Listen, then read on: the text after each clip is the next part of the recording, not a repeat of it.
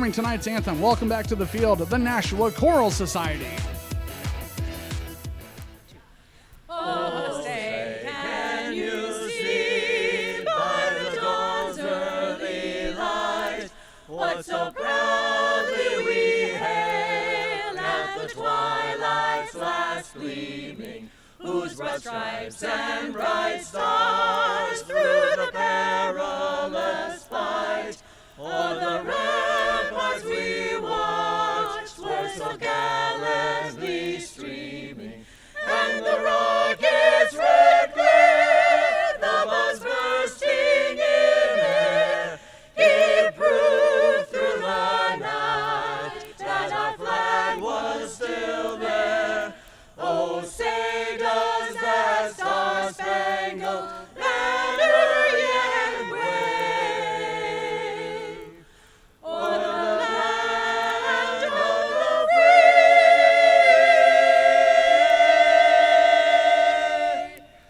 and the home of the brave.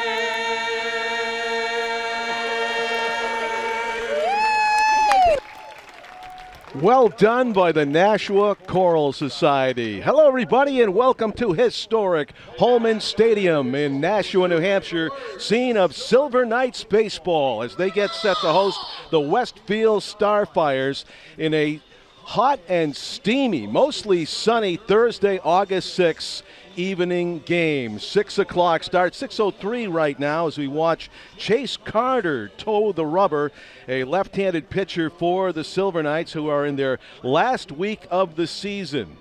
They will not make the playoffs once again. Hello, I'm John Collins, about to be joined by Tom King. And what Tom is very well able to sum up as a disappointing season, I am sure, as he's been following them very, very closely as usual. And this season began with an interview that he did with Mr. Creedon, who was the owner of the team, and he said that you must win. We must make the playoffs, and unfortunately, Tom, it didn't happen again. No, it didn't happen, John, and I had a talk with both Cam and John for, future stories that I'm going to write. I'll probably put together a package for not this weekend, but next weekend's print edition of the Telegraph. I think there's two things that happened this year. First of all, the attendance is way down. Well, I don't want to say way down, but it's down about 200, 300. They set a record of attendance last year, 1,650. And they're averaging just over 1,300 this year. I think the All-Star game is one of the reasons for that, because of the fact that all those resources that you would spread out during the course of the season were poured into that game. So I think that's part of it. I think there were a glut of kind of weeknight games that they got caught in, but and also John Creedon said that the weather was a factor. The other factor, obviously, is the fact that the team in July just did not have what it needed. If you looked at the lineup last night, there are a few recognizable names, but you didn't recognize a single pitcher. And pitching was the issue down the stretch, because we did a game here. It was just last Thursday night, right? They were. Yep. If they had won that game, they had a 6-1 lead. Yeah, they had a 6-1 lead, and that was right where they fell off the cliff, right, I think, and just kept falling. I've got one of the statisticians going to look up for me tomorrow. I'll probably have a figure as how many leads were blown after 6 innings. And, the bullpen just killed them, but also they lost half of their starting rotation. So we are underway here as Chase Carter works to Easton Sanders, and he rips it down the left field way foul. And there we go, Chase Carter. Have we ever seen a Chase Carter on the mound? This is only his fourth inning of work. Really, is still in his third, 3.2 innings. And I don't know, you probably read it, John. I mean, on Sunday, Brendan Doughty came in, and I thought he would end up pitching here the last week of the season. Yeah. So got some time on the mound. And he got some time on the mound. And I'm going to check with Nick Garino at the after tonight's game and see who he's got going tomorrow night, because I wouldn't be surprised if Doughty gets a start. Tomorrow night is not the last game of the season; it's the last home game, and they will go up to Vermont. That's going to be a pretty thin roster Yeah. going up to Vermont on Saturday night. I would imagine for the last game of the season Yeah, on Connor the road. Smith is not here. He's gone. So is Troiano. They're gone. Right. So these guys, Nate Carney maybe too?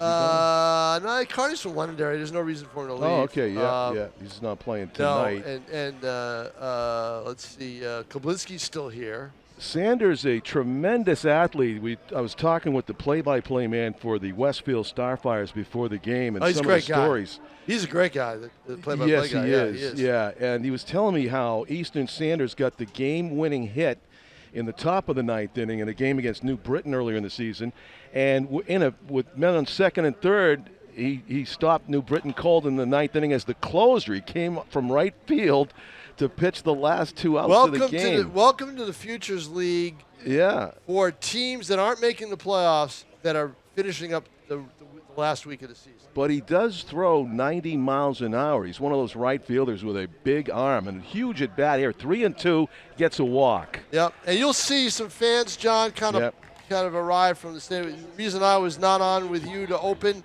was I was down at the season ticket holders dinner. Powwow? No, it was a dinner. Dinner. Yeah. Yeah. Oh, yeah. Did you score any?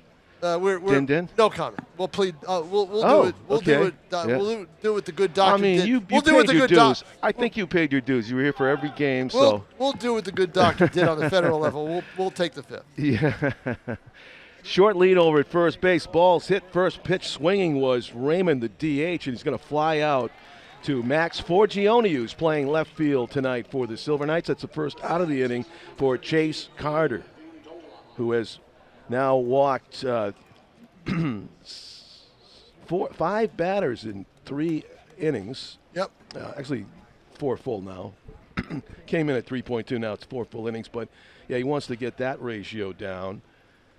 Too many walks and 2 strikeouts in those 4 innings. So he's working here with 1 out. Top of the first inning. We're just underway at Holman Stadium. Mostly sunny, hot, and steamy. Oh, this is summer weather, pool weather, John Collins. It is what you wish for. This is what I loved all winter. This It's- is what I wait for. This is what I crave. And you get precious few of these, so right, you're exactly. enjoying it. Yes, I am. Despite Tom had a good sweat going when he came up to the booth instead of going out to talk I still have it going. Yeah, I I'm mean, sure you do. it's it's a little hot. There's no breeze. Well, there's a little bit of a breeze, but not much. This is Caden Vandola. He's the second baseman. He plays his ball for Holy Cross, batting third in the order for the Westfield StarFires. If you just tuned in, Tom was talking about the fact that the Silver Knights did not make the playoffs for the 5th straight season, is it? Fourth. Okay, don't jinx them. And they share that ignominy with the bottom other 2 teams, which is Westfield and Lowell. They do not make the playoffs. The top teams who will be playing off are Vermont, New Britain, Norwich, and Worcester. And then Norwich and Worcester are jockeying for position. Yeah, They're how looking about to see that? who's going to who has to travel to Vermont and who doesn't have to. So. On a quick hop to the shortstop, Alani underhands it to Turcotte, and he throws it over to Campagna to complete the 6-4-3 double play to end the inning. Not badly done by Chase Carter, a scoreless first. No, not bad. Chase Carter did the job, got the ground ball out and everything else. So, yeah, it was a really well-struck ball by Vandola, but it was handled smoothly by Mike Villani.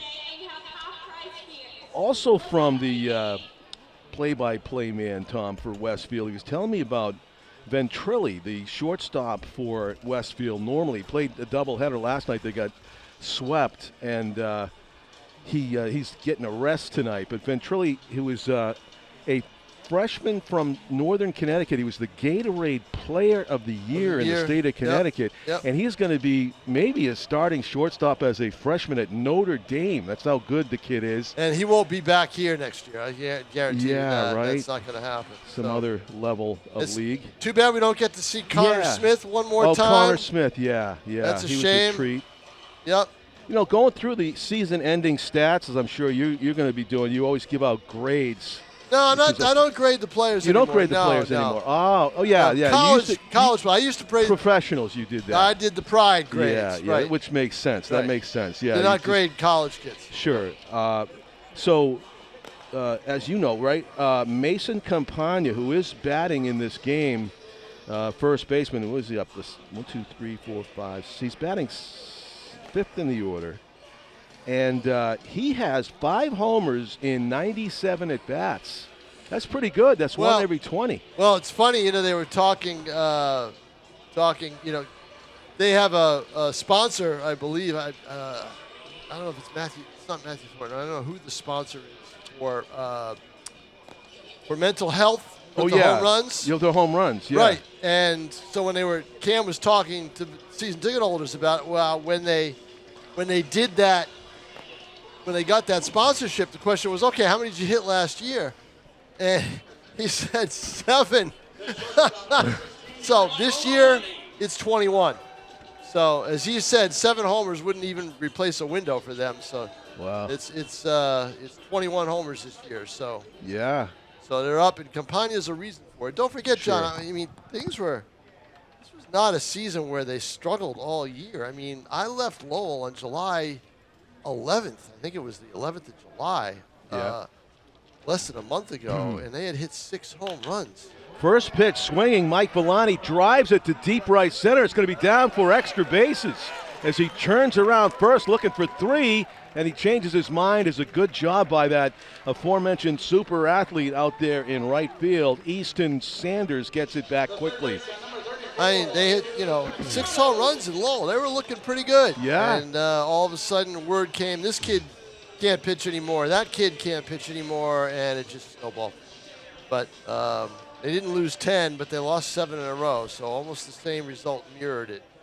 So, but a nice night like this, John Collins, a humid, warm night, I bet we see, and I'm looking at that flag, the wind is blowing out.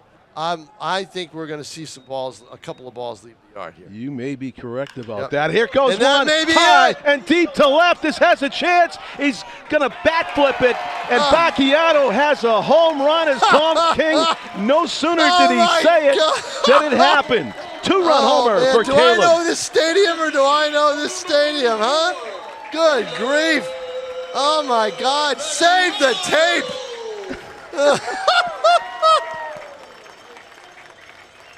Oh, my Lord. Highlight moment for Tom King. I'm telling you. How about that, huh? Call the pitch. On the pitch. On the pitch. First pitch. The Silver Knights booming out of the gate. They have... The Guardians of the Gate have a double and a home run. And this makes up, a little bit in a way, for the fact that I bought 2 quick picks last night in Powerball. And I only matched 1 number. Oh, wow. So, yeah. I think you would rather won that than the but home run call. I'll take the victories when I can get them, John, right? Yeah. Yeah. Peter Kablinski now up, and Silver Knights greeting Ethan Slowick, the starting pitcher from St. Joe's, pretty rudely here. The first double came from a left-handed batter to the right center gap, and then just Caleb Bacchiato unloaded, Tom. He flipped the bat. He knew it was gone. All right, ETV, social media team, I want to see that thing all over the place tomorrow. I want to see that tape. Oh, God, too much. Yep, Bacchiato, again, one of those players that has stayed. Right? Yeah. And you got to give these guys credit.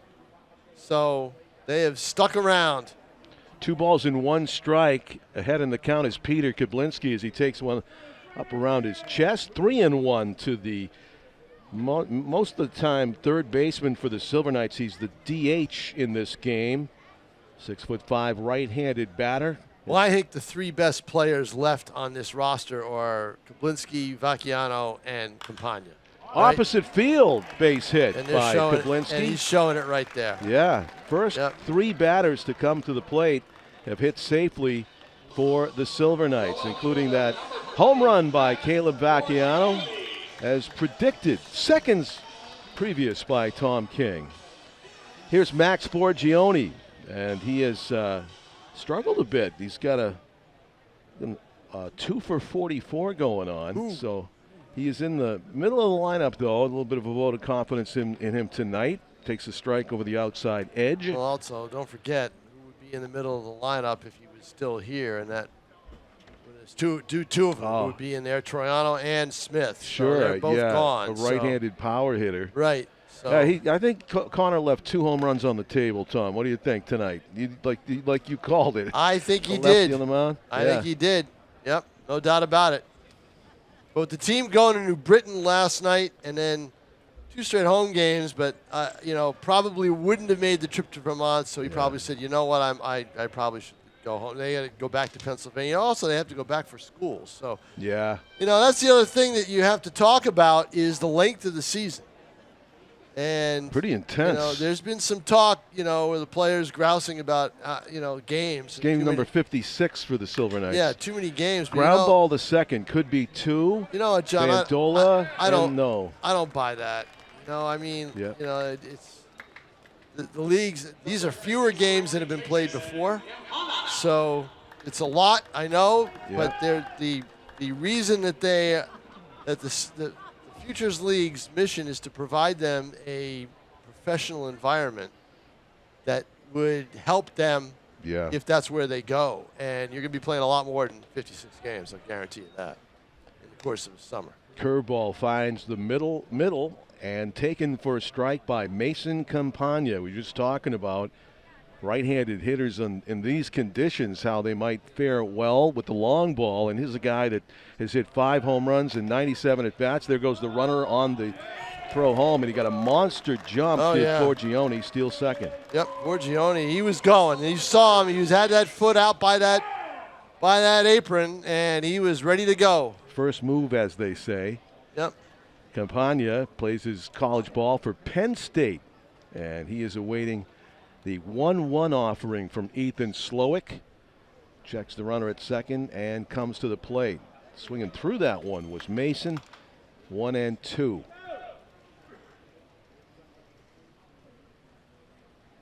Beautiful. We have not had this steamy night for baseball. We have not had this humidity in a while. Maybe not. Some of the fans don't like it, but they're in the shade, though. That's the good news for the fans here at Holman. Always in the bowl this time of evening. Much cooler down there. And where did the summer go? The Silver Knights, the boys of summer, have taken us right through June and July into August. Yep. And then guess what happens a week from tomorrow? Football season. Football practices begin. Yeah, they have to get ready rapidly, huh? 3 weeks. 3 weeks. 3 weeks. Yep.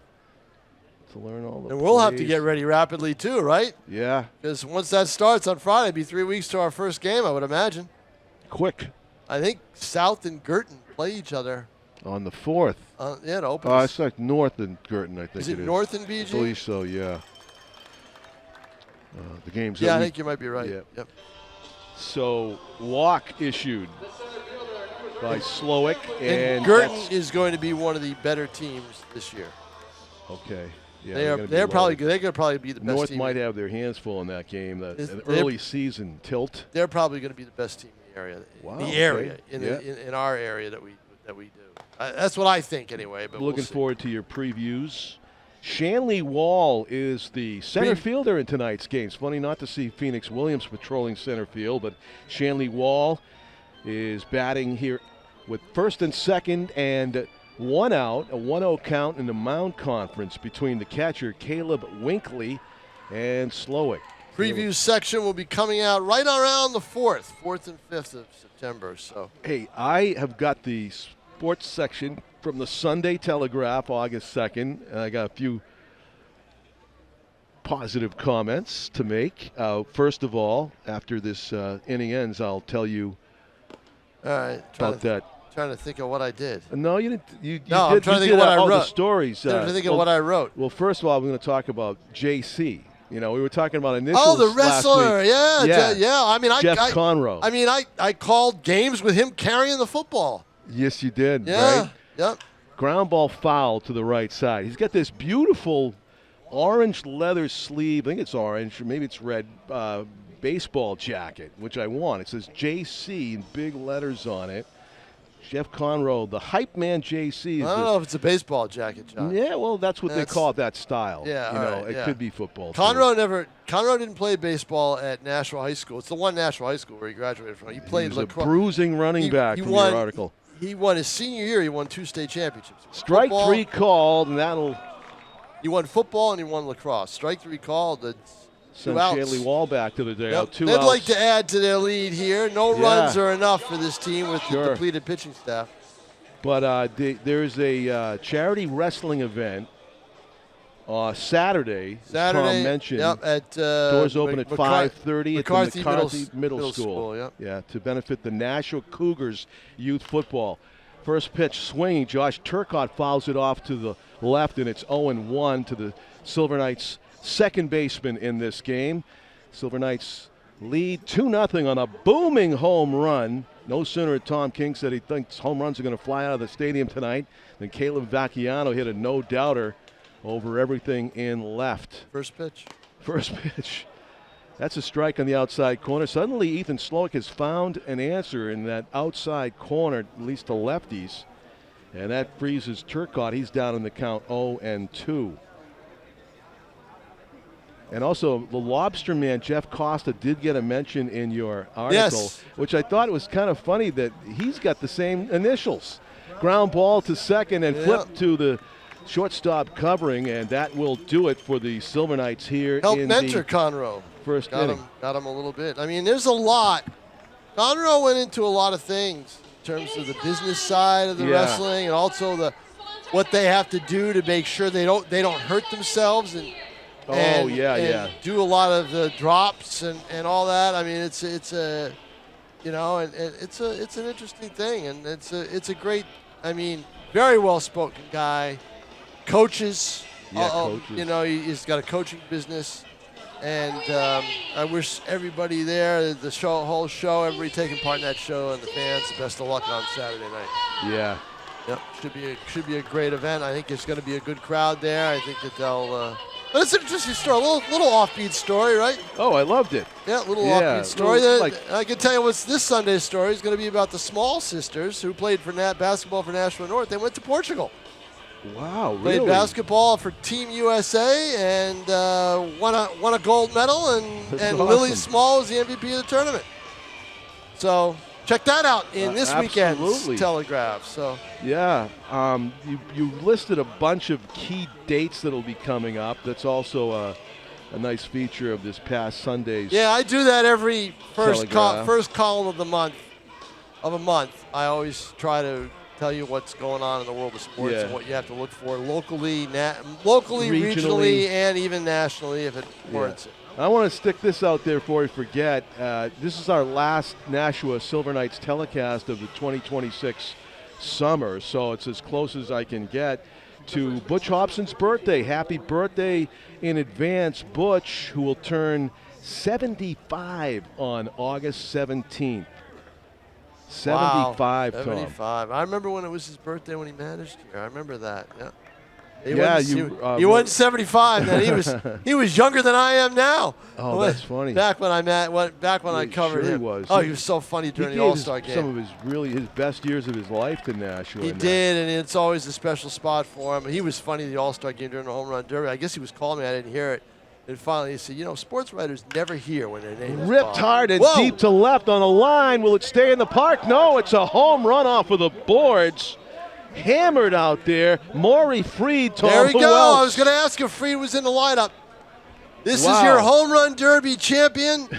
And this is the kid I told you hit a ball out of here that night before the home run derby a few days before where no one moved. Chase Carter just found out what Maury Freed is all about. That was crushed. The orders from Garino have been, and I didn't see the pitch, was to not throw Freed a fastball. I believe that was a floating off-speed pitch. Yeah, and that's what he was supposed to throw him. Don't throw him a fastball. But it turned into a home run derby pitch, Tom. Because of, exactly. Yeah, I mean, and we saw him hit 9 here to defeat Johnny Gomes last month. It was a real treat, and he just emerged as by far and away the home run champ of that event. Right after Tom had told us about the monster home run that he hit. Oh, it was unbelievable. Yeah. That one was impressive in the amount of time it took to get out of here, which was about maybe 3 seconds. Hard hit to center field. The next batter gets into one. Mike Cervoni from Stony Brook lays into a laser to center, but he's out as it's gloved by Shanley Wall straight away. 1 out in the inning. So it's a 2-1 game. Nobody was on base. Maury Freed was leading off the inning after the previous inning ended on a double play. So Chase Carter trying to go as deep into the game as he can, Tom, obviously, with not a lot of experience here in the Futures League. That's the thing, is try to get the pitchers going deep and throw them out there, and maybe take a look at somebody who might look good, and you may be able to grab them for next season too. So what's your over/under on home runs tonight? We're at 2. 4. 4. Okay. You think we're going to see 2 more? Oh yeah, I think so. All right. Cervoni certainly, if he got under that one to center, that might have went. Opposite field base hit. Alden Valdez. Severn fielder. And Valdez will not stay at first base. Is that right? He will try to go. Almost guarantee it. And watch him prove me wrong. He looks fast. In a 1-run game, he'd like to get into scoring position and represent the tying run at second base. Right now, 1 out and a lefty up there. Derek De La Cruz. Worcester. I don't know if that's Worcester PI. Not a big lead for the Orange Shoes. Yeah, player. lefties seem to new lefties automatically intimidate base runners. It's hard to figure them out if you haven't seen them before, especially. Quickly, that's 1-1 now as De La Cruz fouls that off. Westfield StarFires, currently at the bottom of the league in the FCBL. Checks the runner a couple of times, does Cotter, and he misses low and away. 2-1 is the count. Here at Holman Stadium, John Collins with Dylan Smith, Tim O'Neill, Michaela Savaggio, Dan Young back in the studio. And Pete Johnson apparently avoiding the heat somehow. Yeah, how'd that happen? Is he on a junket somewhere? I don't know. Maybe he's back at the studio handling a lot of stuff. He's got like 20 weeks of vacation times. Oh, yeah, I know. And he's the guy that over the years is just, I mean, he does take vacations. He takes good trips. He does take good trips, but he's not missing all that much, is he? I don't know. No, I don't think so. Well, we miss him when he's not here. Oh, yeah. Thing. 2-2 is the count. Good battle here between Carter and Derek De La Cruz. Ground ball up the middle, gloved. 4-6-3. They turn the double play. And another inning ends with a Chase Carter double play ball. I'll tell you what, John. I missed the hard slides at second. You do? I mean, we've had 2 double plays here, or two double plays here tonight. I think this is the second double play turn, right? Yeah. Right. And both times the runners just got out of the way politely. Come on. Slide. Take them out. Baseball as it ought to be. The wussification of baseball, John Collins. I'm of the mind. You're a middle infielder. You don't want to see that. I took a lifetime of abuse before they changed it, so I should be in favor of the old school, right? I always thought that all these guys. I remember Albert Bell from the Cleveland Indians. He used to light up all these small second basemen all the time. And I know he's a big tough guy and stuff like that, but take out the third baseman, take out the first baseman, take them all out. It's just like, it's not a contact sport, really. Right. Right. Everybody, it's okay to take out the shortstop and the second baseman. Everybody else, you can't touch them or there's a brawl. Right. I saw Wilson Contreras last night. He took a kind of passing elbow from a runner from the White Sox. And he's out.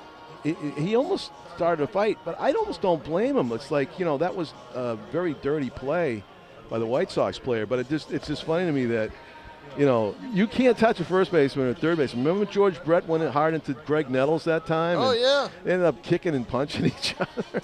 Well, how about the brawl with Piniella and Bill Lee? And guys, right? Yeah. The catchers fight back. Piniella and Fisk. The little second baseman and shortstop are supposed to just take all those high ankle sprains and knee broken.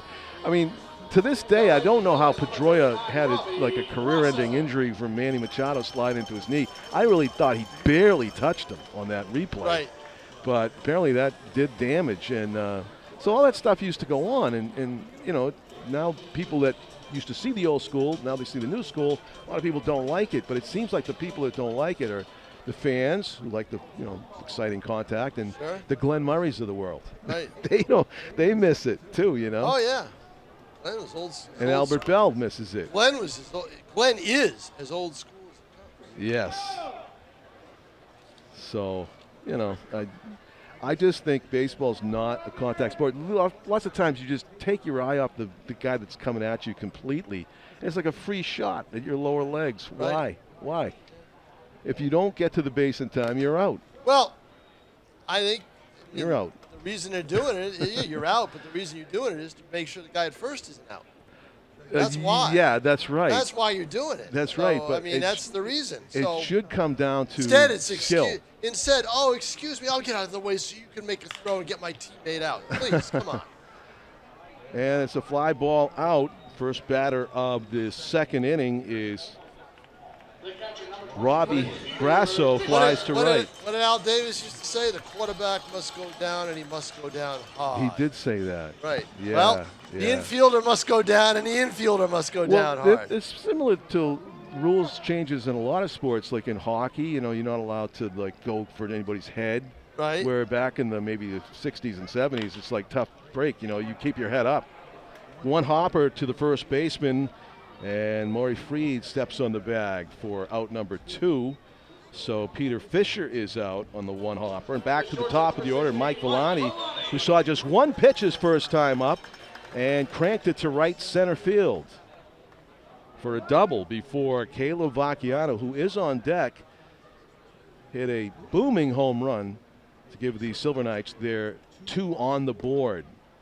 Just off the plate, away, ball 1.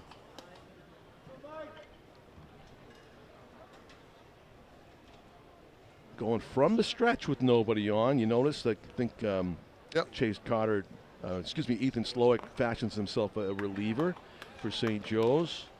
I enjoyed watching Brendan Doughty pitch on Sunday. Did a good job. I thought they stayed with him an inning too long, and because they felt that straight from Legion ball to the Silver Knights. They felt, and he thought that would have. He told them, I'd love to pitch for you guys after I'm done with Legion, and they mentioned it to him during the month of July, saying, "Hey, we may need you." And he said, "Yeah, as soon as Coffee Post is done, I'll do it." And Coffee Post, Legion regionals are going on as we speak at Fitton Field. And as we speak, taking all the way, 4-pitch walk. Yeah, we'll track the results of that, of course. Well, Bedford is rooting for Bedford now that they're the only really team from the area that's left in that. Or they're the representative of the area, I should say. Representative of the state. State of New Hampshire. Here's Caleb Vacchiano. So we took our attention away just for a second from Maury Freed. Now all eyes here on Vacchiano. Can he do it again? And they're going to throw to first, and they have him picked dead to right. So we'll have to wait. Oh, man. We'll have to wait till next inning. Yeah, and that's a no-no. When you had a guy that hit a 2-run homer his first time up with 2 outs, do not get picked off. And that is what happened. Ethan Slowick picked him clean, and it's the 3rd out of the inning. So it will be Vacchiano leading off in the 3rd inning when we get there, as Slowick faces the minimum number of batters. Well, I'll tell you what, though, even though it's warm and humid, it's a nice summer night. Oh, yeah. It's what we yearn for when we're freezing or and as I all expected, the sleet and stuff comes out of the sky in the winter. No kidding. And remember my motto, John. Nothing good ever comes out of the sky, especially in the winter. From December through March. Yeah. So, good crowd on hand tonight as they have started to come in more. There's more coming in, and of course the season ticket holders, a lot of them were down in the tent, in the hospitality tent, getting listening to speeches from the owner and the general manager and getting a nice meal. Some of the crew from Riviere University who are off duty, the security crew, are here tonight. And I know this because my son is a member of the I don't know where he is, though. He's in the building someplace. He's upstairs, right? Oh, maybe. Hey, they got to have a suite. Come on. You know what? He didn't tell me that. Of course he's not going to tell you that. He doesn't want you to show up. Kidding me? I'm scanning the bowl for him, and I'm like, where is he? He doesn't want you He there. might be upstairs. That's funny. Yep. So we go to the top of the third inning, and back out there is Chase Carter, who has ended the first and second innings by way of the double play ball. It would be interesting if he could do it again. Right. Maybe put a string of those together. Or maybe one an inning. Doesn't have to end the inning. The pitcher's best friend. Chase Carter. Wentworth Institute of Technology calls Boston his hometown. So let's see. We have Tommy Hennessy, the shortstop, who's from UMass, another Boston guy. UMass versus Wentworth right here, this matchup. And as we can hear, the sound system has been fixed. They heard you. Early in, well, no, they came early in the week to fix it. I never wrote anything about it.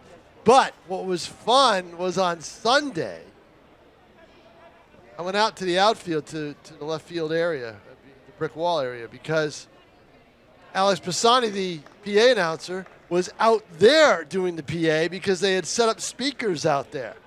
Wow. Yeah, and he put it together. He did a good job of putting that together.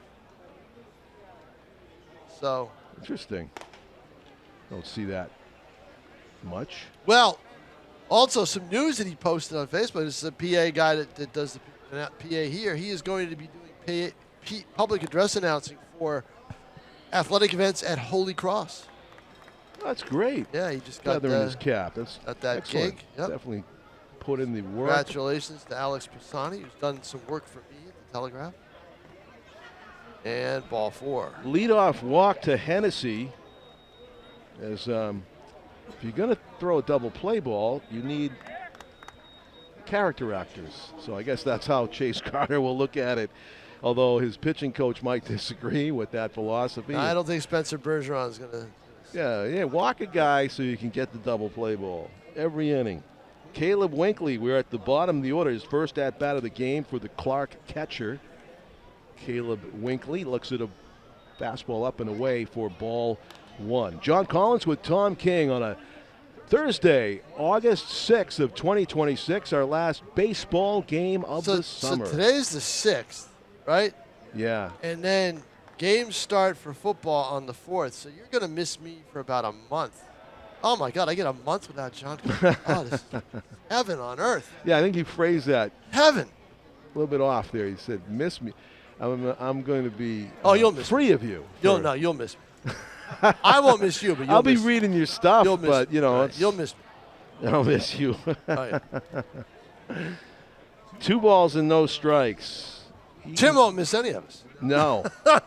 He's a mature adult. He doesn't need us to entertain him. 2-0.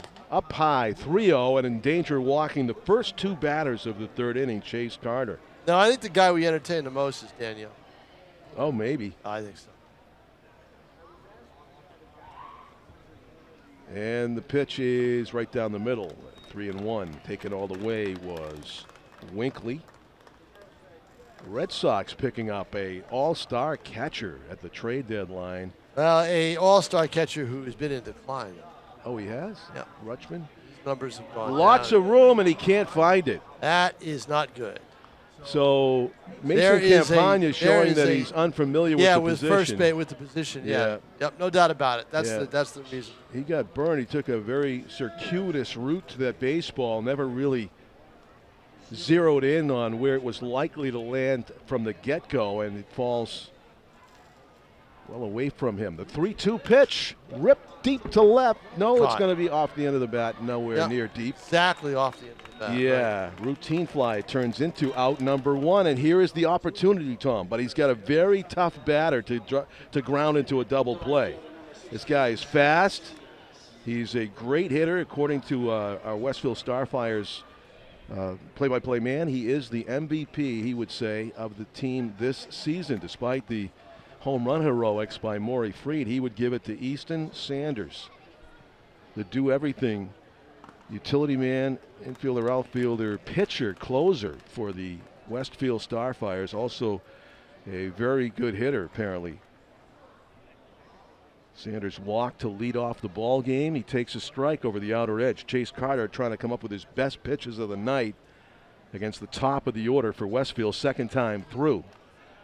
Quick flip over to first, keeping an eye. No, they got to be careful. That's they had one pick off on the other end. Yeah. The Silver Knights getting picked off, so they know that two left-handers going. By a lefty. Right. And matter of fact, as you said that, he started back to the base. I know. As the pitch came in. Here's the thing. Next to last game, not the next to last game of the season. 3 more games to go. Be aggressive. Why not? Yeah. What do you have to lose? Go first move, maybe. Right, Take exactly. a pitch, take off. Take off now. And he takes a step back. Oh. He takes a step back. Come on, move. Yeah. His only chance to steal the base is just to gamble and go first move. Yeah. And he would have been successful in that, Right. but it got fouled off and he would have had to retreat anyway. 0-2, not wasting a pitch there with Chase Carter. He's not close with the lead. Now he's moving a little bit more. So Robbie Grasso shielding his eyes in right. He might get the ball that his way. No, it's a ground ball to short to second for 1, and they're not going to turn it. Nope. They almost did turn their third inning-ending double play. Almost.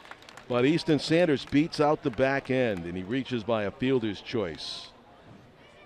Hennessy out at second. 2 out here in the top of the third, and a 2-1 game. This game's more entertaining than you might have expected this late in the season between two teams out of the these playoffs. two teams played a very entertaining game on Sunday. Back and forth, back and forth. Yeah? Nashua had a 3-2 lead and, of course, could not hold it. One inning to go. In the midst of a 5-game losing streak. Yep. And, last night doesn't get any worse than Mercy ruled. Yeah, on the road.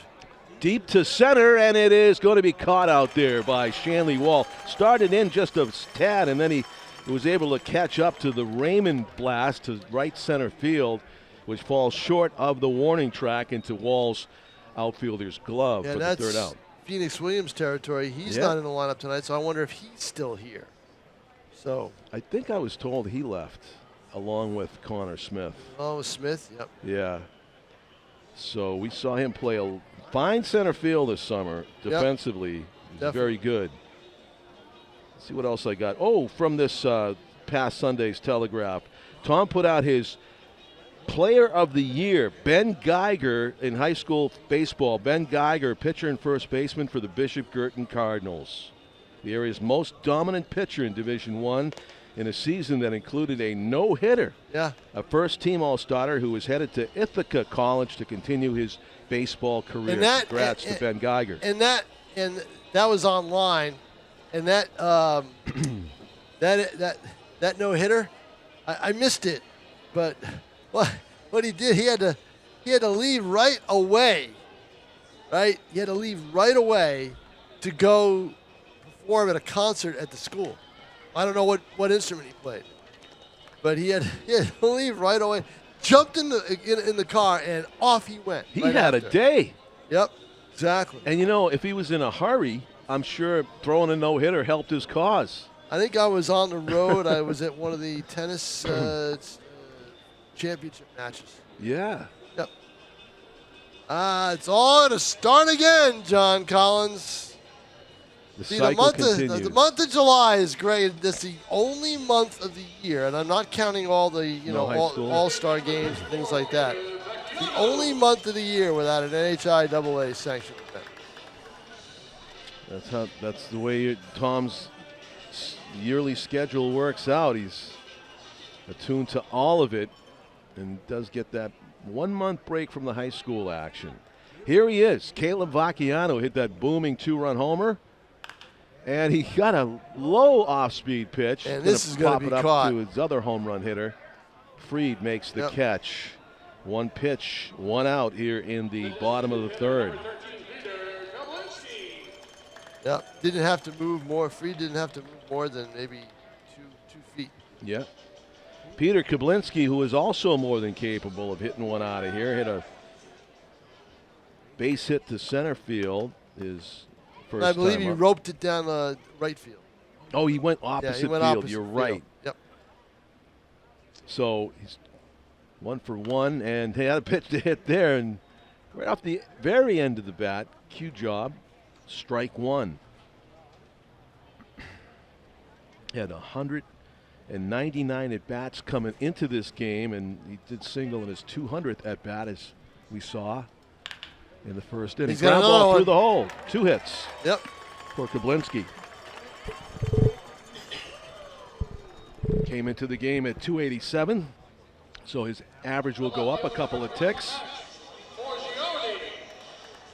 One on after 1 out here in the bottom of the third, and Max Forgione grounded into a fielder's choice before stealing second base in the first inning. From St. Joseph's University, facing a pitcher from St. Joseph's University. Tom, right, teammates? Got the right St. Joe's. Oh, good There's question. a few of them. Yeah, I St. don't Joe's, know. PA, St. Joe's, Connecticut, St. Joe's, Maine. Uh-huh. Oh, you're right. I mean, I it's haven't possible. I haven't looked. Ooh, there's Very a high shot. to right center. Yep, gonna be caught. So much room out there. It's Oh, gonna it drops! Look at that! Drops in the gap, and well read too with 1 out. Ah, John, By the that ball lead runner, Kablinski. should have been caught. Yeah, it hung up a long time. Yeah, it hung up forever. In between Easton Sanders and Alden Valdez. Yeah, I'm surprised Sanders didn't get to that. Well, it's a lefty, so I would say I would fault the Yeah, center shading- fielder, yeah, Tom. yeah, that's true too. Yeah, Yeah. you're shading the lefty towards the line. And, I think, he was. And also, I think he was looking for Valdez to come and take charge of that. right. And he didn't. So it falls for a hit. Good read by Peter Kablinski. Yeah, First can't pitch bag swinging, it. and he rocks it.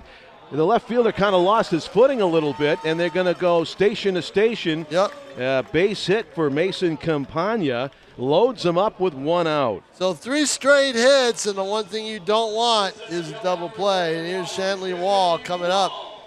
Got caught looking his first time up on a curveball on the outside edge. Got a lot of energy. Saw him play earlier in the season. Earlier in this recent stretch. He was assigned a couple of weeks ago. Penn Stater. Swung at a first pitch. So not a double play. Just what they wanted. Yeah. Not a double play, but equivalent of a strikeout. Yeah, exactly. You've got to see. That's the energy he's got, right, John? Yeah. Makes you anxious He sometimes. was up there to swing and swing and swing, Yeah. and just did it. Now the pressure's on Josh Turcotte. Yeah, Turcotte grounded into a fielder's choice to end the first inning. Here he is up in the third, bases loaded and 2 out. Lefty-lefty matchup. Trying to get out of a jam at the expense of the left-handed hitters is Ethan Slowick. Yeah, there's a lot of left-handed hitters in the lineup tonight Yeah. because of the roster. Yeah. Because of the people who left. Yeah. Forgione was able to get a hit as a lefty, but this is what lefties, most lefties like to pitch to left-handed batters because they can mess with them. Coming from the first base side of the rubber, you notice, to create even greater angle, like he's throwing it from middle between first and second base. Ground, foul ball, look out, it's coming this way. Nope, it's the, oh, nice catch on the rebound below us. Normally I can slope see all cement. that, but I'm sitting down for a few minutes. And Yeah. this chair will not elevate. Someone switched my chair once again for the umpteenth time Yeah.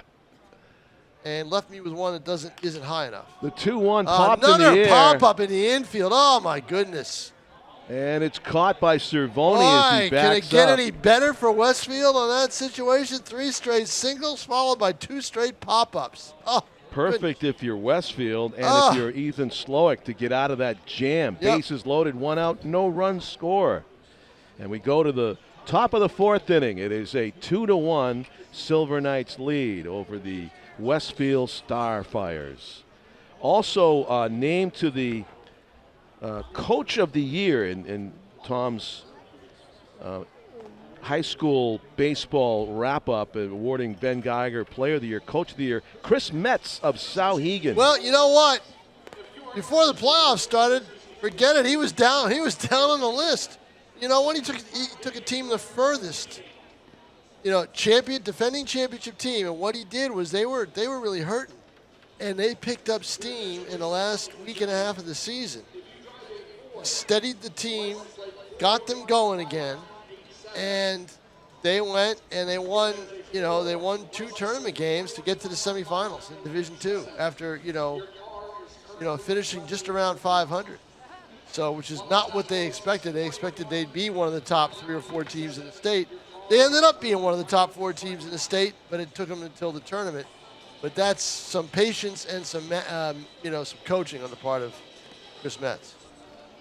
Another excellent element of the Sunday Telegraph, I thought, was the very thorough obituary, well-deserved, on Colin Scoggins. Yeah, that tribute, a lot of that was written, I believe, by Cassie DeFossis. Oh, I thought you were going to say Chaz's brother. His stepdaughter. No. It's Cass DeFossis. I don't think. Yeah. I don't think.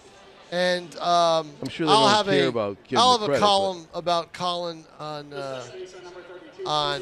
Sunday. You'll see it in this Sunday's Telegraph. He's going to be laid to rest this weekend. But the question I ask is there anybody out there who hasn't been coached by Colin? And I said, I don't think. I said, I thought so. Coaching for decades. I think you said 35 years. Oh, Ground ball on the first pitch to the second baseman. And Turcotte over to first base retires Caden Van Dola, who swung at the first pitch that he saw. Good to see Westfield his last couple of this last week. Yep. A couple of games here. We hadn't seen him much during the year. Don't touch that dial, everybody. Speaking of Westfield. Yep. And guys who can absolutely mash. Here comes Maury Freed again. The Frankenstein. Man, it's like, okay, he's 1-0. I think Chase Carter has thrown everything that he can come up with to try to fool the hitters. And what is he going to throw him? He's ball 2. Yep. What is he sitting on, that off-speed pitch that he hit? He hit it about 120 miles an hour, folks, off of the billboard that says "Step up to the plate for New Hampshire schools." And that one is way gone. See you later. That is into the early evening. See you later. This guy. Power station. This guy loves to hit at Holman Stadium. That short porch in left field. That not even a porch. The short dimensions, and that was a first pitch taken all the way. And I didn't see what he threw him. But so one was a 120-mile-an-hour bullet line drive over the boards. That had a power station arc to it. Yep. And it is 2-2 on 2 solo home runs by Maury Freed of Brown University. Brown out. As soon as he hit it, you knew. High in the air and traveling into the night. This park cannot hold Maury Freed. No, it can't. I'm telling you. Makes it look small. He hit, I'm trying to think if he hit one out. I think he hit one out on, he hit one out on a Sunday, too. Tom, you got 3 home runs. You said 4. We're going to see 4 tonight. And we got 3, and it's the top of the 4th. Yep, exactly. No. That was a home run cut by Cervoni, but he's going to pop out to Turcotte back on the grass. Josh makes the catch. That is the second out of the inning. Crowd still buzzing over that monster shot by Freed. Here's Alden Valdez, who singled his first time up. Trying to keep the inning going. We're tied at 2. Pitch. Ground ball. First pitch. Third baseman cutting over. Vacchiano made a nice play. Nifty glove. He is good wherever you put him. The vacuum man, Caleb Vacchiano. Yeah. We'll miss seeing his glove next season if he's not back. Yeah, no doubt about it, huh? I know it. Yeah. So Valdez grounds out to end the inning, but what a treat it was to watch. And Chase Carter doing his best for the team, but overmatched in this instance. A guy that's been locked in for a while. 2-0 pitch, Tom. There was just nowhere for Carter to put it. He was just probably hoping that it was maybe he'd get under it and keep it in the park. Boom. Right? Yeah. Boom. Yeah.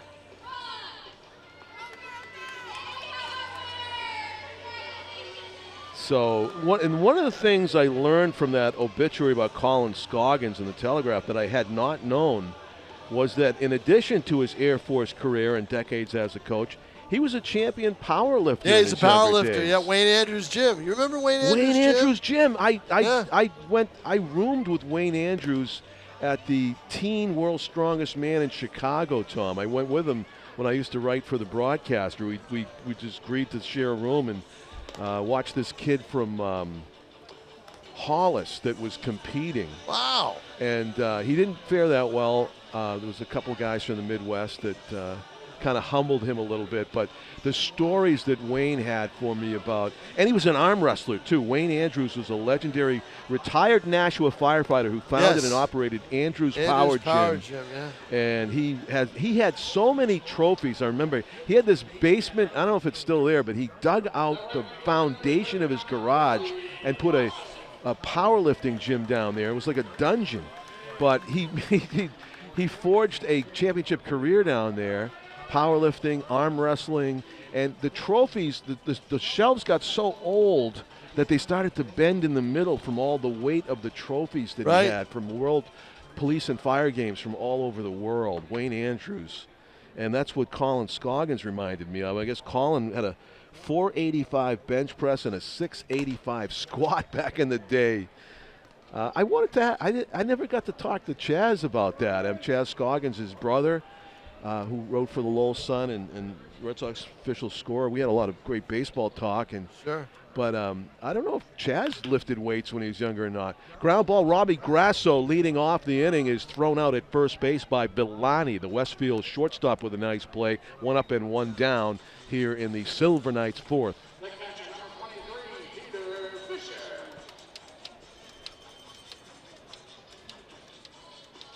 Yeah, Wayne passed away in February 5th, 2018. So I was wondering he was about 70 whether years he was old. Still alive. Yeah, exactly.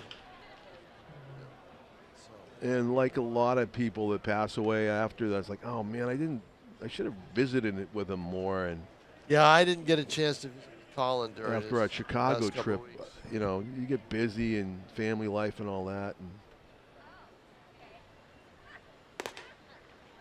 I'll be 70 pretty soon myself. Wow, I mean. Oh, I got a head start on you. Yeah, I know. Head start on you, John. It's a weirdly huge number. Got a big head start on you. I think I just had the spins. Thinking about that. How did that happen? Peter Fisher, the batter from St. Anselm. Well, the thing is we don't realize because we're doing the same stuff we did when we were 50. Exactly, you know. So it's what's the difference? And then the calendar's blowing like it's a windstorm. All the pages are turning. Exactly. Slowly hit ground ball. Gobbling that up is Ethan Slowick as he underhands to first. And 2 up and 2 down in the Silver Knights' 4th inning. Top of the order already. Back to the top. Didn't we just do this? The shortstop, number 16, Mike Villani. Mike Villani has walked and doubled. He's had a good night so far. Hit the first pitch that he saw back in the first inning for a double to right center off of this pitcher, Ethan Slowick, seeing him for the 3rd time. It's the 3rd time through the order for the Silver Knights.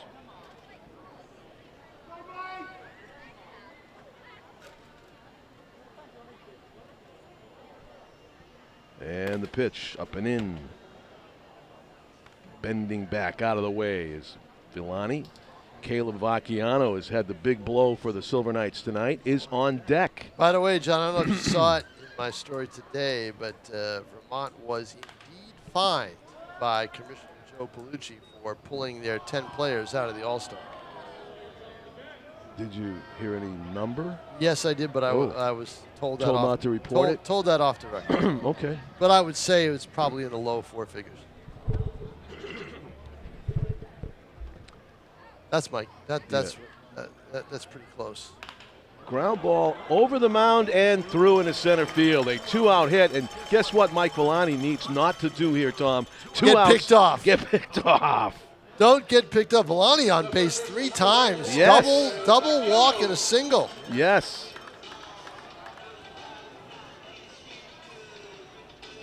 So here is Caleb Vacchiano with 2 outs.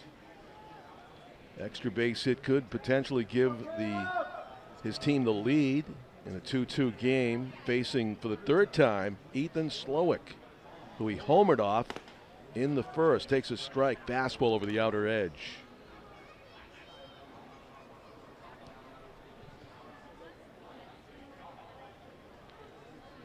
Believe he hit a slow breaking ball out of here to left field. The pitch is a throw to first instead. Runner's back and plenty of time. You know, he did not get caught. Did not get caught this time. I'm wise to you. This is Villani. And here's the 0-1 pitch. Strike on the inside corner. Paint out, paint in. Living dangerously there for a guy that has good home run yank power, but he was able to make Vacciano uncomfortable with that strike. 0-2. See what he comes up with here as far as pitch choice. Fastball, try to get him to chase high. Boy, take a look at the field. It looks fantastic this late in the season. August, yes. Yeah, I think part of it was because the All-Star game was here and they wanted to, but obviously they wanted to display it very well. Yeah. The other part is take a look at the sky. This is 7:03.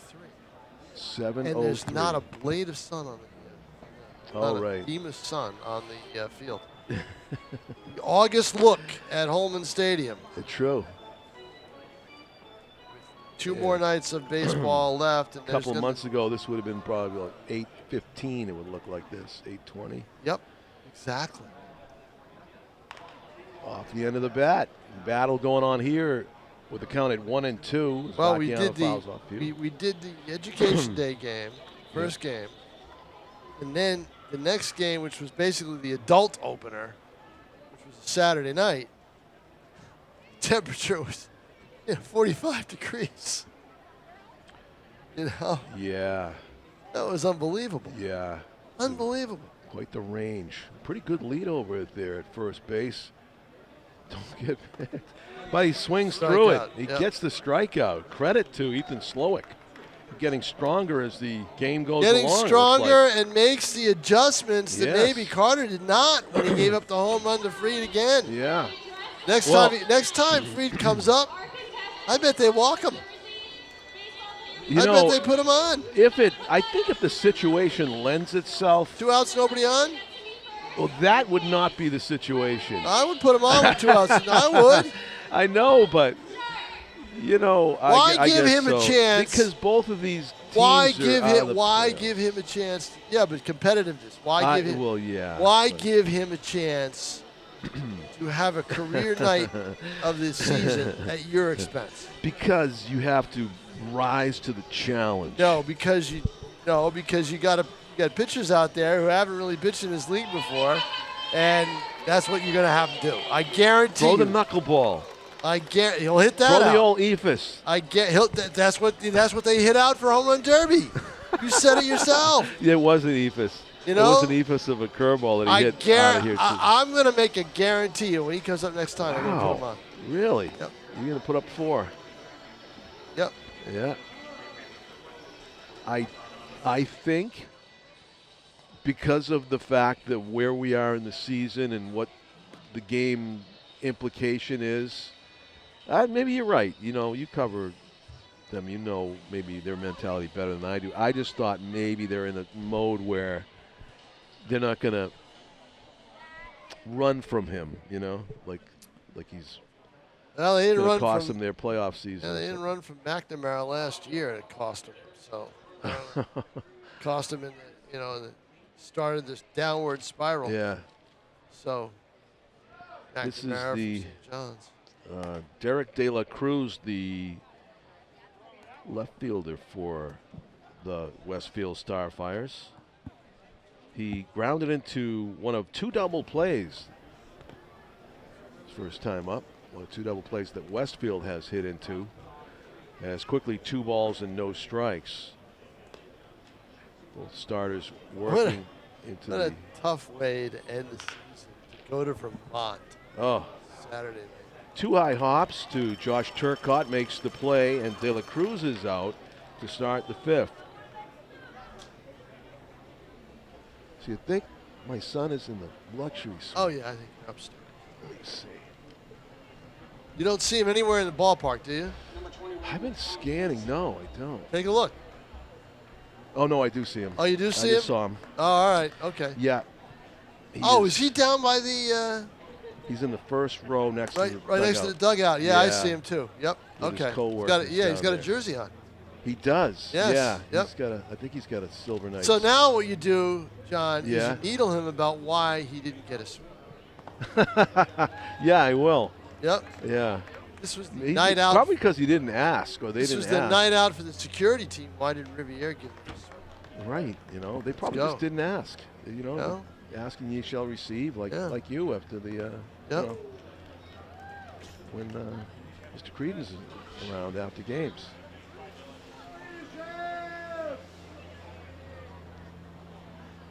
One and two. Does that ever happen again after the? What's that? You know, when you get bestowed with a bounty of goodies. Who said I was? I mean, some of the photos you sent me of the feast that you have stumbled upon. Right. Ask and ye shall receive. Well, we get the great food concession stand during the course of the season. Up here. Yeah. Oh, that's right. Yeah, we get to partake. Yeah, exactly. And I still say they've got tremendous chicken. Oh, tenders and hot dogs. I had one the other night. Right? Yeah, you know, because a lot of times what I do is I don't eat during the game.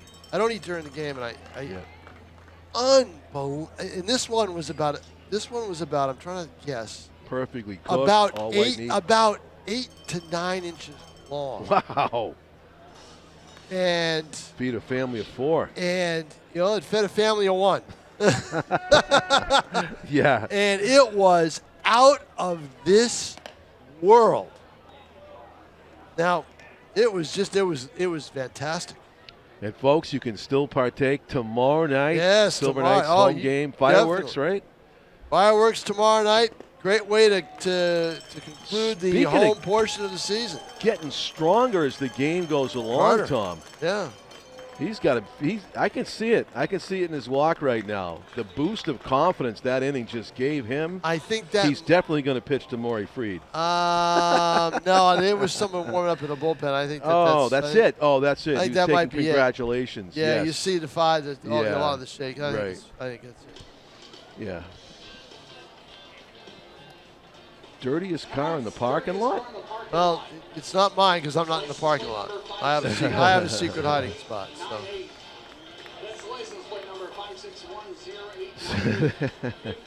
I did get my car washed last week. Did you? Okay. Yes, I did.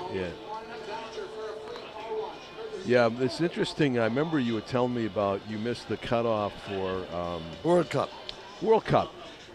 My maybe soon to be or someday to be daughter-in-law is she's a Riviere graduate who is going to be a nurse, and she applied to get Olympic tickets, U.S. Olympic tickets. I don't know if you know about how they do it, Tom, but you have to put your name in a lottery to be eligible to buy the Olympic tickets. Okay. And she didn't think she'd ever hear back, and she heard back, and they gave her rules and stuff, and you don't know exactly what events you're going to get. Right. But you're eligible to buy up to 12 tickets for the 2028 Summer Games in Los Angeles. Oh. So she's thinking of doing that, like a once-in-a-lifetime trip to go out there, and if she's lucky, maybe she gets to see the gymnastics. Yep. Or the basketball, probably the most coveted tickets. Yep. That range in price, it says from $28 to just under $400. No tickets over $400. So that'll be in 2028, yeah, summer of July, I think, of 2028 in LA. And as you know, I'll just quiz you anyway. Last time the Summer Olympics were in Los Angeles. Boy, I would have to say, now I may be wrong about this, but I think I'm pretty much right. I would have to say 1984. You got it right. Tim O'Neill got it right. Yep, that was with Mary Decker. Oh, yeah. Yeah. And Was Carl Lewis active then? I believe he was. Yeah, you think he did well in that. Yeah. And here's the other question. Yep. When was the last time the United States hosted the Summer Olympics? Like, Would that have been Atlanta? Yes. Yep. Year? 96? 96 is right. Yeah. That's when they had that whole Richard Jewell mistaken Yep. identity bombing story. Yep. Yeah, that was 1996. So for the younger generation, they've never seen a Summer Olympics in the United States. It's a big deal. And we're old enough, we see. Sure. We see 3? Sure, yep, exactly. I don't know what it was. Yeah. Was it 72? Yep. Before 1984, last time the Summer Olympics was in LA was 1938, I think, something, or way back. Maybe 32. 32? Yep. 1932, yeah. Yep. It was a big gap. But that's 2 years from now. We just had the Winter Olympics in Paris, so they stagger them, which is good. 2 balls, 2 strikes. Hard hit ground ball, but right at the shortstop. And Koblinski's going to think about going to second, but no, he never turned. So he can go back to the first base. Tommy Hennessy, the shortstop, going to get charged with that error in the overthrow with nobody out. Fortunately for Westfield, the potential go-ahead run stays at first base after the error. Koblinski leading off inning by reaching for the 3rd time, as he had singled twice leading into that at bat. And here is Max Forgione, who has a single and grounded it into a fielder's choice. Also has a stolen base in this game, facing the left-hander in Ethan Slowick for the 3rd time. First pitch swinging, grounds it over the head of Maury Freed. I'm told that usually for Westfield, Freed DHs and their right fielder, Yes, he does. Easton Sanders. Yeah, I plays never there. saw Freed play the field. Yeah. Yeah, so Big Poppy's out of the dugout. Only thing is he's right-handed. And that's a strike. Good pitch by Slowick. He has 0-2 now on the left-hand hitting Max Forgione. He did well to get a base hit. Plopped it down in right center field off the lefty his last time up, but see what happens here. He got frozen. Front door curveball broke over the plate, froze Forgione, and he's down in 3 straight pitches, caught looking. Well, it's a night where Tom called a home run by Caleb Vacchiano on the pitch that he hit. No, I just said there's going to be a lot coming out. Well, I didn't say he was going to hit one. Well, it was good enough for me. It was right when it happened. Right. It flew out of here. And I asked Tom how many home runs he thinks he's going to hit tonight. 4. And that was before, actually, Freed went on his spree here of 2 home runs. So we're at 3 now. Tom said 4. Yeah. And well, I said the over-under's 4. Over the unders 4. And I pointed out before the game that this guy, Campagna, has hit a home run once every 20 at-bats in the 100 at-bats this season. So from what I understand, can he hit number 6? He's been a pleasure to coach for Nick Carino. I love having him around. Penn State guy. Yep. Incoming freshman. Incoming freshman. What kind of atmosphere, fun atmosphere is that when you go to Penn State as a freshman in September and the football season starts and what do they call that? Happy Valley. Happy Valley. Everybody dresses in the white and pops it straight up. It might have been playable, but immediately no. First row. No, not even first row. John, it was fortunately it was about misses the Riviera security crew. It was about eight rows up, right in front of me. Yeah. So it's not. Son didn't have a chance of it. No. It's 2-2 on Campagna. Looking for a pitch he can drive. Oh, he topped it. Missed hit it, topped it, and is going to get a runner to second base. Yeah, did the job of moving the runner over, yep. but just overswung it. With 2 outs, advances Koblinski into scoring position as he grounds out to the shortstop. Tommy Hennessy made a nice running play on that one. Here's Shanley Wall, who got kind of anxious, got jammed his last time up with the bases loaded and popped out to short as another opportunity for an RBI here now with 2 out. His 3rd time up. He's got caught looking and popped out. Oh, driven, but 2. Flies at the center. Yeah, wrong location. Yep. Valdez makes the play and straight away center. So I think Shanley has seen 2 pitches in his last 2 at-bats, 1 each. Let's see who comes out to pitch. Who is going to be the next pitcher to have to face Max Fried? Well, he's left-handed. Which is same as our starter, but I don't think our starter was number 5, was it? I think he might have been. 6 innings out of him. Oh, he's going to have to pitch to Fried again. No, he won't pitch. I just want to see if you're right or not. I do too. And if he does, oh, wait a minute. That's not how you, maybe he does warm up like that every time, does he? Fires the heck out of the first one? Doesn't look like it. Huh, let me ask.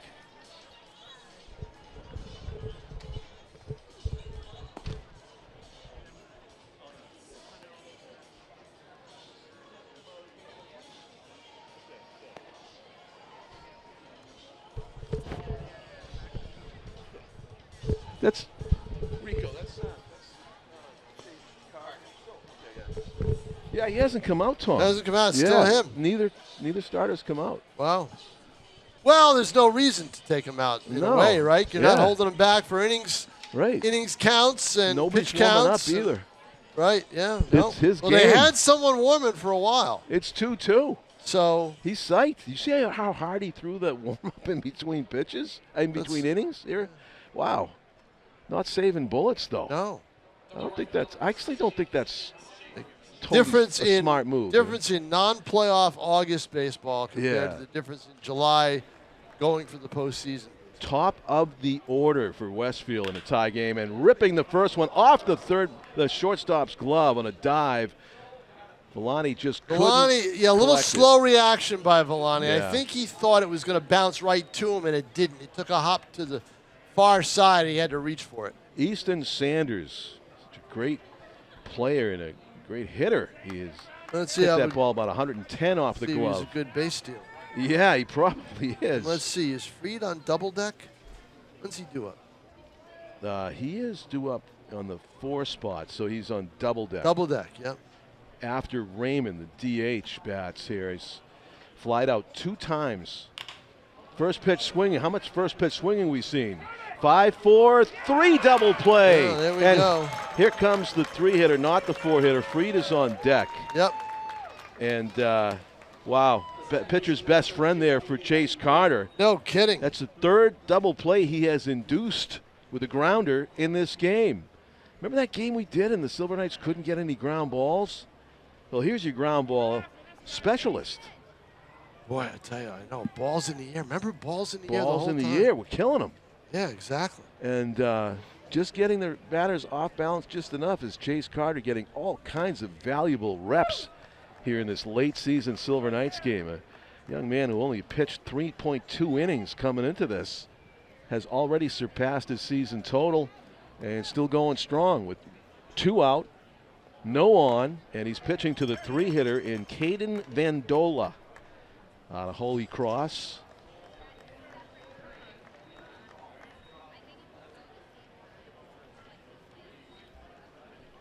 Three-person umpire crew as usual. That one's in the dirt.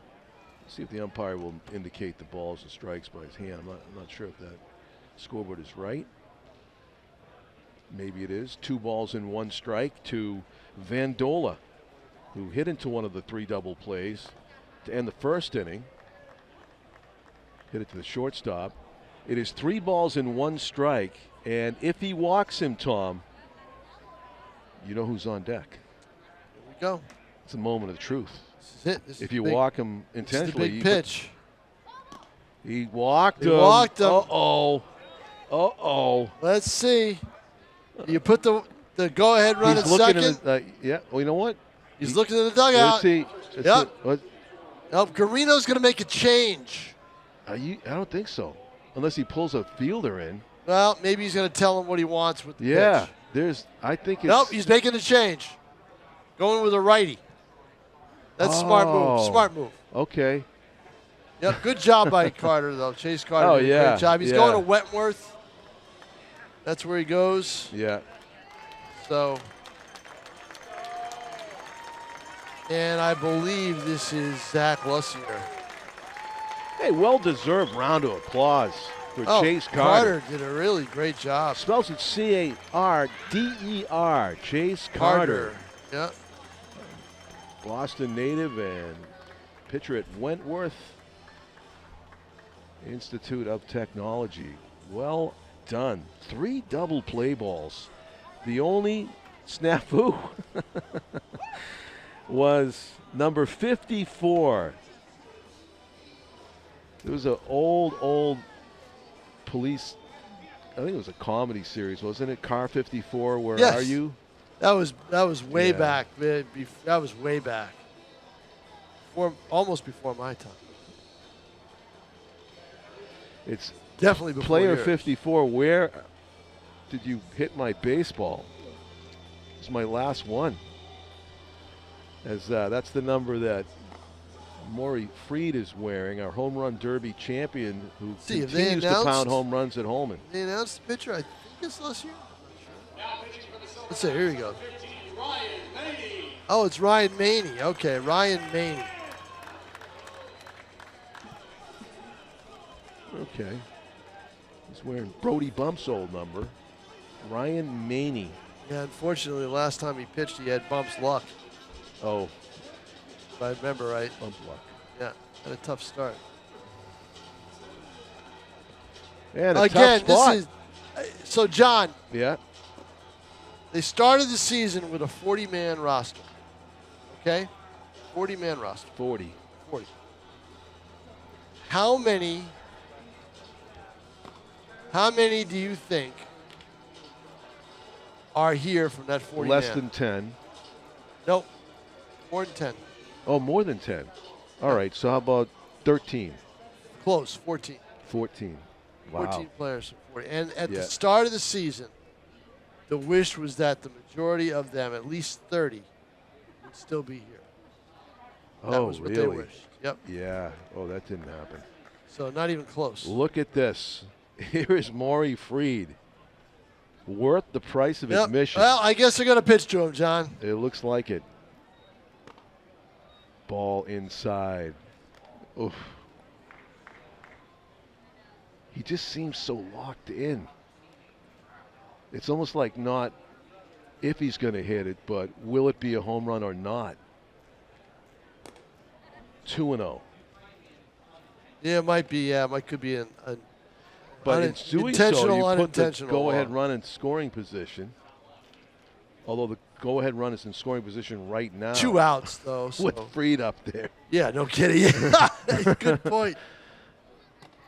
Yep. Ooh, generous strike call, but Amori probably doesn't mind. 2 balls and 1 strike. That wasn't the plan. That Although was I supposed gotta to be say, ball 3. You know what? If he got 3-0 right there, I think he was going to give himself the green light. But it's 2-1. Let me tell you what, if he got 3-0, they would have put him on it. Pounds it off the plate. And charging as Turcotte makes the play. Nice scoop on the back end by Campagna. And the double play. And how about that? Well, not a double play. It was a play throw to first. Maney was 2 gets outs. his man. There were 2 outs. There were 2 outs. Yep. It's a ground out. Because they did go to second first, but I don't think they got there in time. No, he cut in front of it. Cut in front of it. Yeah, exactly. So he had only 1 play and made it. So Turcotte gets Maury Freed hustling down the line. For the 3rd out, we're still tied at 2. Bottom of the 6th. All of the runs coming via the home run. 2 solo shots by Freed and a 2-run home run by Caleb Vacchiano. And it would be fitting if somebody won this with a home run as well, I think. We do have a relief pitcher on the mound. As the Yep, we got a Love Is righty. Gone song is going. Yep. So now both starters are out of the game, not going to be involved in the decision. Right. So,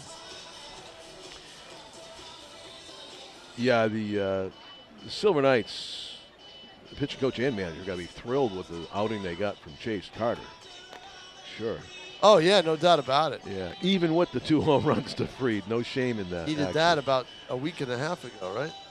Yeah. Hard to believe, though. This is how fast it fell. Now, they're out of the playoffs, 11 games below 500. So you're saying, well, this has been it must have been a long month and everything else. Yeah. If they had held on to that 6-1 lead last Thursday night, they'd be a half a game. They would have left Holman Stadium that night a half a game out of a playoff spot. And that loss basically spiraled them into oblivion. You know, they were done. They were done after that loss. It sounds like an overstatement, but they were toast. The evidence is there. They were toast. Yeah. They haven't won a game since. No. Kind of like the wind just came out. You know? Well, that's what happened the night that they lost to Vermont. When McNamara hit, you weren't here for that night, when McNamara hit his home run to take the lead in the top of the 9th inning, and then they left second, third, and did not score in the bottom of the 9th. This is last year now. This is last year.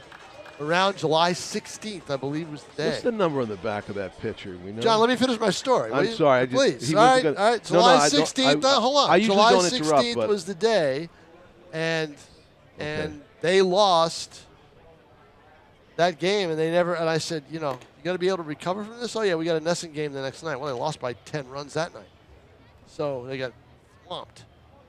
So you could tell. I mean, it's just you kind of know, right? Right. You kind of know. Now, who is this we got on the So, rip to right. It's going to get drop into the glove nice of catch. Easton. Wow. Easton Sanders comes in and robs Josh Turcotte of a base hit as he rocked that off of Peter Ward. Westfield StarFires right-handed reliever. Pardon the interruption, Tom, as Tony Kornheiser might say. I do not mean to interrupt you, but I just only have that one shot to see the back of the uniform, and it's number 46. Official score is about, 5 feet away from you? Yeah, true. Pitch is up and in. I like this pitcher's style, though. Short arm. Yeah, short arms his pitches. He's got a lot of leg strength, and he powers his fastball. Took something off of that, and it's 2-0 to Robbie Grasso, who's batting in the. How many times this year have we seen pitchers, when the ball is way out of the strike zone, basically completely out of whack with their follow through, right? All mechanics. Yeah. All mechanics. So you like his mechanics? No, he's unorthodox. Yeah. You know what? He's just a tweak away from having perfect fielding form finish. Yep. But he kind of swings a little bit too far to first at the end with that leg. But it's part of it, what generates his velocity. So it's a trade-off, I suppose. And Peter Ward, 2 balls and 2 strikes against Robbie Grasso, batting 8 in the order for the Silver Knights. Checks his swing, definitely. No, he went. He went. His body followed through. I thought he went. Yeah, he disagreed. I thought the bat, the point of the bat, I thought never left the umpire. Well, it's tough for us from up here, but I thought his body carried the bat through across the You know what's funny? On the replays, it's always more of a swing than you think. Yeah, exactly, isn't it? Yeah. I mean, optical illusion for me there was that the end of the bat never stopped pointing at the catcher, even though his whole front of his body was going forward. We don't have the, we don't have that angle. So yeah. And they did not appeal. They did not go down. The umpire. No. He said, "I have it. You're out. I have it. You're Strike out. See you later." Peter Fisher has grounded out twice. This is a third at bat. The catcher for the Silver Knights grimaces at that strike call in the outside corner. That caught the plate, didn't it? I think so. I think it did. I think it had some movement on it that caught the outside corner and wastes one outside. Got to get on the pitch tracker to see the velocity here. I feel like it's 91, 92.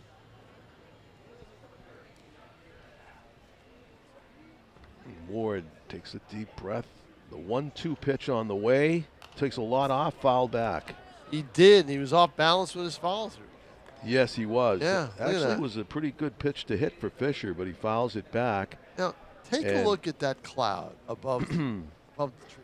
Center field cloud, right? Yeah, it's like a doesn't that look like work an of art? Yeah, exactly. Doesn't that look like an artist rendition? Yes, it does. It does. Oh, Off of the back leg. he's got it. And, Nice play, nice recovery. Yeah, and I'm sure with Well, those big legs he's I got. was just going to say, it hit him in the right spot. Yes, knocks it No down. doubt See, about that's it. why he falls through like that. I'm telling you, Because that's his weapon. True. When he turns his hindquarters to the plate, Oh, there he you can go. knock down blistering ground balls. Yep. And then flip it to first. How about that? Huh? Deaden it, you know. So Fisher grounds out. The Silver Knights will be back to the top of the order when they come up again in the 7th inning. But this game's moving along, and it's still 2-2. Moving and grooving. Yeah. We're still hunting for those 4th home run, maybe a 5th home run that might take to win this thing and send us all home happy if it's the Silver Knights player that does it. As the kids help to clean the bases at historic Holman Stadium. About to put a bow on the 2026 summer here at Holman as we move from the diamond to the quadrangle. We move from one stadium to another is what we do. To Stellos. As we got soccer and field hockey. And also to inside the, isn't it the volleyball now? Is there volleyball, yeah. yeah. We'll do some volleyball, I'm sure. One of the most exciting sports that we do. I would the probably noisiest. guarantee you that the North girls volleyball team will dedicate their season to the memory of Colin Scott. I would almost guarantee that. That makes a lot of sense. Yep. And we were speaking about how the football season gets going early. You know what I saw on the schedule? Boys soccer. No, that's it. And but was it the Tuesday of that week of the football week? The Tuesday of that week, it's going to be. Is it September 1st? I believe is the date. Rematch, right? The rematch of South and BG boys. Now boys soccer. It's BG a rematch. versus South. It's a rematch, but it's the not people going. are different. Well, no, hold on now. The people are different more on the BG side. Right. The South side is still the same. That's why I think that game may be one-sided. It could be. Yeah, I think that South will get their revenge in that game. Hopefully we'll be there because for it. number one, Liam Ireland won't be playing, right? He won't be playing backline defense. He graduated. So on his way to Ithaca College as he we was speak. the MVP of that game. For me, I thought. He was, although you can't discount the goalie. No, you can't. The save he made, team. early in overtime. Yeah. Reaching up at the last second, tipping the ball away. Oh yeah. He was that a was a championship save. He was a Telegraph Player of the Year. John, I said it before on these airwaves, and I'll say it again. Countless number of games we do and that I cover and that we cover here at ETV throughout the course of the year. That game was the premier event of the entire high school year. That game. It was worthy of the World Cup final. 2,000 people at Labine Field in I think it's Labine Field. I don't know what they call it. I'm not sure. Ooh, hard hit on a hop, knocked down by Turcotte, makes the play. Yep. But Cervoni is out. But great atmosphere. Two rival schools. Yeah. It was the event of the high school year. And the high school year was only maybe a third old, not even a third old when that game was played. So I mean, it was 0-0 till overtime. I mean, and close was the BG hockey game that we did. Oh, it was overtime, and that was overtime. We're looking at each other going, "Oh no," because we had 4 overtimes the year earlier. Right. So, but that soccer game was the premier event. Absolutely, without a doubt. Wow, the drama is unforgettable. Yep. Still a 2-2 game with 1 out in the top of the 7th inning. And the batter is Alden Valdez, center fielder for Westfield, is 1 for 2. behind in the count. Maney's misses that one badly outside. 2-2.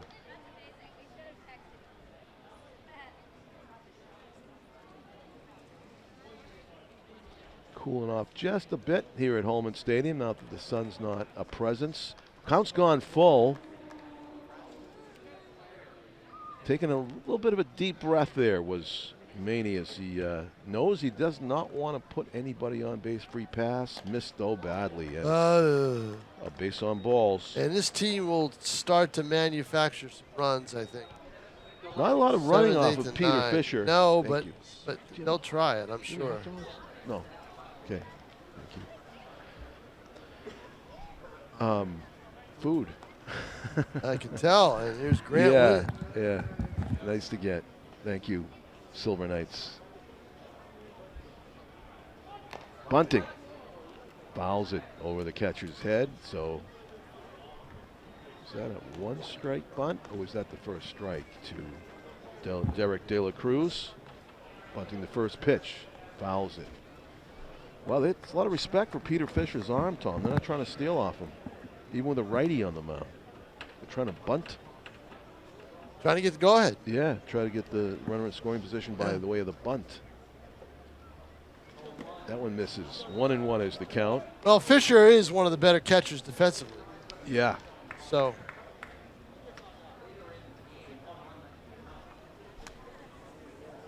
Probably would welcome the chance to try to throw somebody out.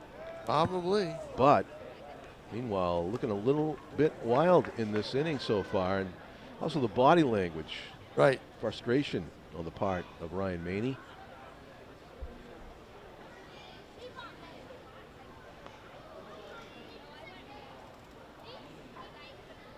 And that bender misses, so it's 3 balls and 1 strike. Didn't miss by much, but it was off the plate inside. And further grimacing.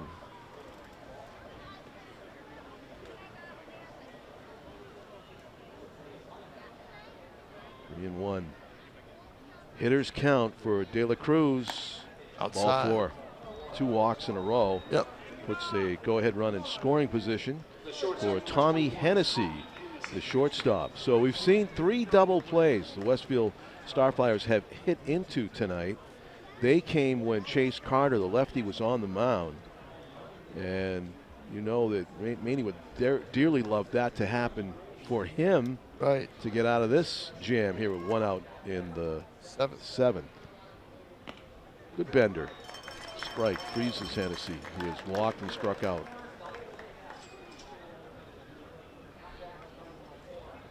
Two on, 1 out, 7th, 2-2 game.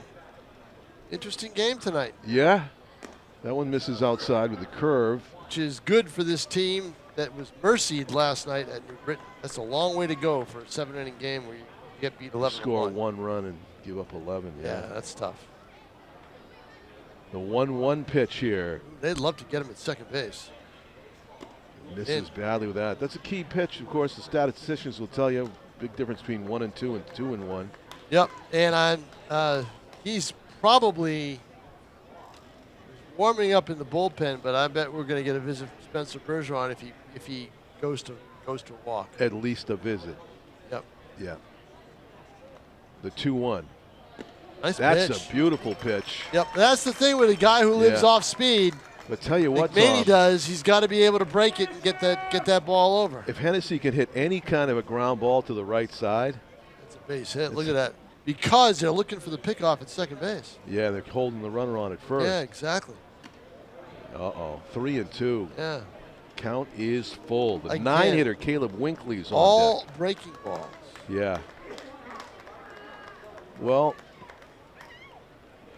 with the 9-hitter on deck, who's 0 for 2, wouldn't be the worst thing in the world to walk here. He's got to make a good pitch, try to induce a double play maybe, even a strikeout. 3-2 on the way, and he came at him on the inside corner. Good fastball. Good pitch. And he's got to say, I came at him with a fastball, but he was ready for it. He fought it off. Yeah. That's got to be frustrating. Yeah, does he throw it again?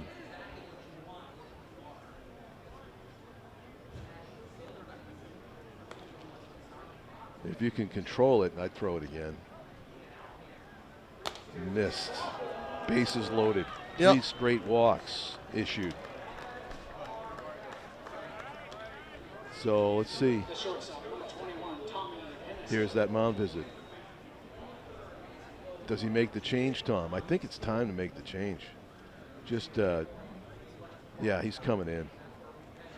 Let's see how our new pitcher is.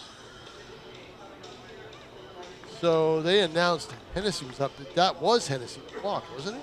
Yes. Yeah, so they have their one off on the PA. Who's number 1? Let's see. Number 1. Oh, you mean the pitcher's been winning? No, hitter. Oh, hitter. 20, Caleb Hinckley is the one that's about to hit, so that's our 9 hitter. Is that what he's got on the back of his jersey? Looking at it from a distance. Chris, those Yeah. numbers are really tough to pick out. Oh, sweaty and wrinkly. That's why, Yep. you know. I know, man, the nights like this, the uniform just sticks to your back, especially if you're the catcher. Now pitching Man, for the Silver Knights, number 33, it's a Gabriel sweaty Bayless. night to catch. Gabriel Bayless coming in. Oh, Never heard. oh, I thought you were going to fill us in on his exploits. I wish I could. That's good. Set me up. Well, this is what happens late in Yeah, the year, sure. right? Gabriel Bayless, he spells it F-A-L-E-S. Yep. 5'11", 170 There you go. pounds. You got it. Yep. From Gordon College. He's a hometown of Middleton, Massachusetts. And let's see how much he has pitched. 4 appearances, 4.1 innings, 8.3 ERA. He struck out 5 batters in 4 innings. And he has, see, this is an important category here. Let me see how many walks he has. Oh, he's got 4 walks in 4 5 innings. Ugh, okay. Can't walk the 9 hitter. Cannot Again, walk one the of 9 these hitter. one of these late season replacement players. Oh, in a basically. 2-2 game, Tom. 2 game with the 9 bases hitter. loaded and only Bases one out. loaded. And only you one got, out. Yeah, and only 1 out. And Easton Sanders, top of the order, is on deck. This is a must-get hitter. Yep. Cannot walk him. I know it's a tough spot, but strikes are paramount. That's not a strike in the warm-ups. Don't need the velocity. We just need the control. Give your fielders a chance to turn the double play and get out of the inning. That's the plan. The catcher, number 20, Caleb Winkley. Caleb Winkley of Clark has other ideas, of course, for the Westfield StarFires. Playing for pride, both teams eliminated from playoff contention in the FCBL 2026 season, but putting on a great show tonight with a fiercely contested game in the heat of Holman. 1-0 is the count to Winkley. That one was not close to the zone. It was high. And Gabriel Bayless needs to control his pitches.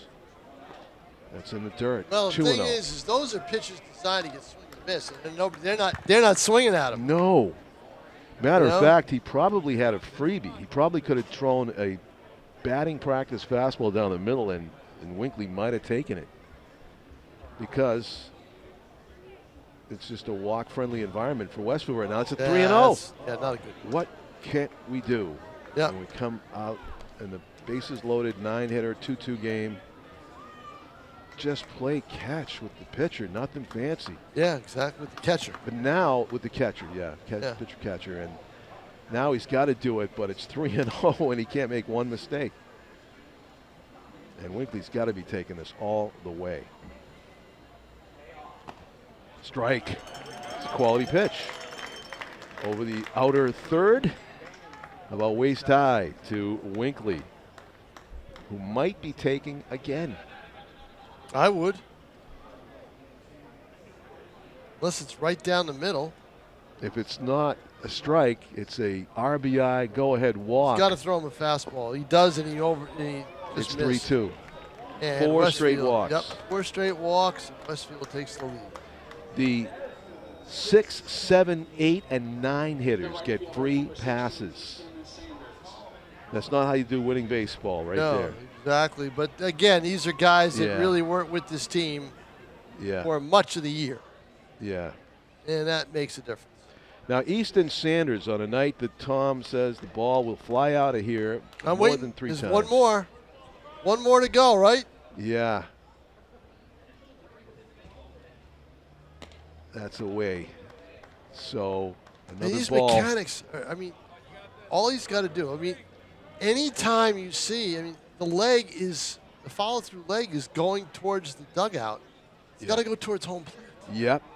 John Roper Pitching School. Yeah. Go towards home plate.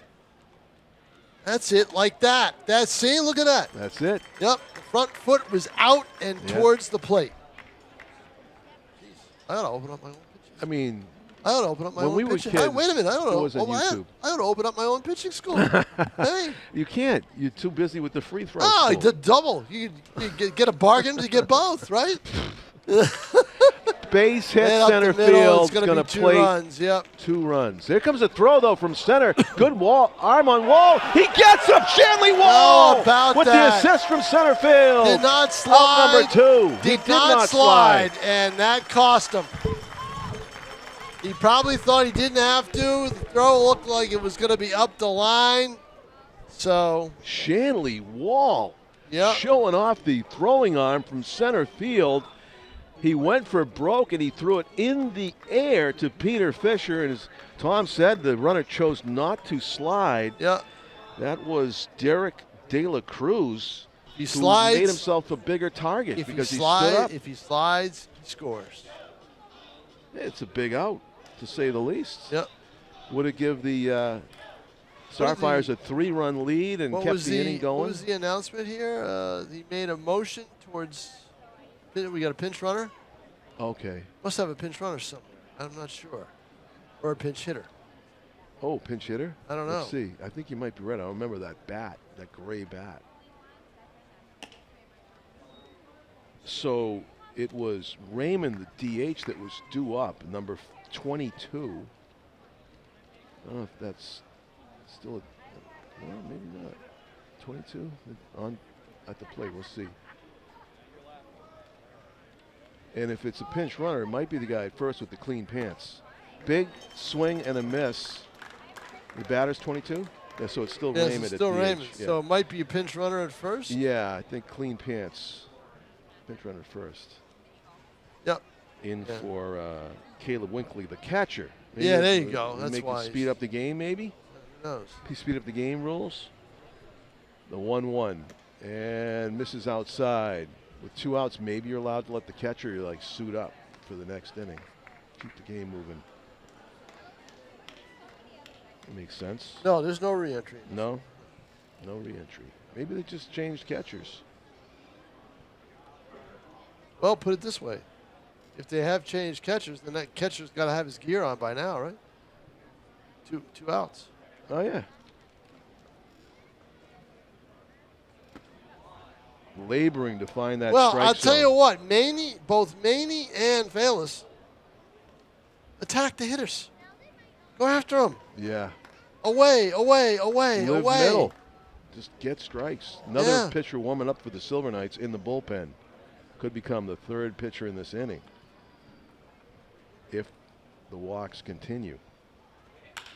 Hits the high fastball, that's gonna but be right caught. at the center And that'll fielder. end the inning. Shanley Wall. That was a good pitch because he Yeah. had great mechanics, fouled through with the wrist the whole bit too Yeah. hard. So Credit to Raymond for catching up to that, but he hit it right at the center fielder to end the inning. I'm wondering who's left on the staff, and just wondering if tomorrow night or Saturday night we may see them give Dowdy a start. I'll have to find out after the game.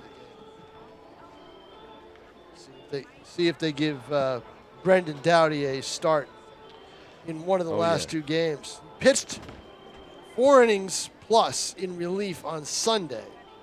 So, going by high school standards, he could pitch on a Friday night, or wait till Saturday night. I bet you'll see him on the mound one of the last 2 nights.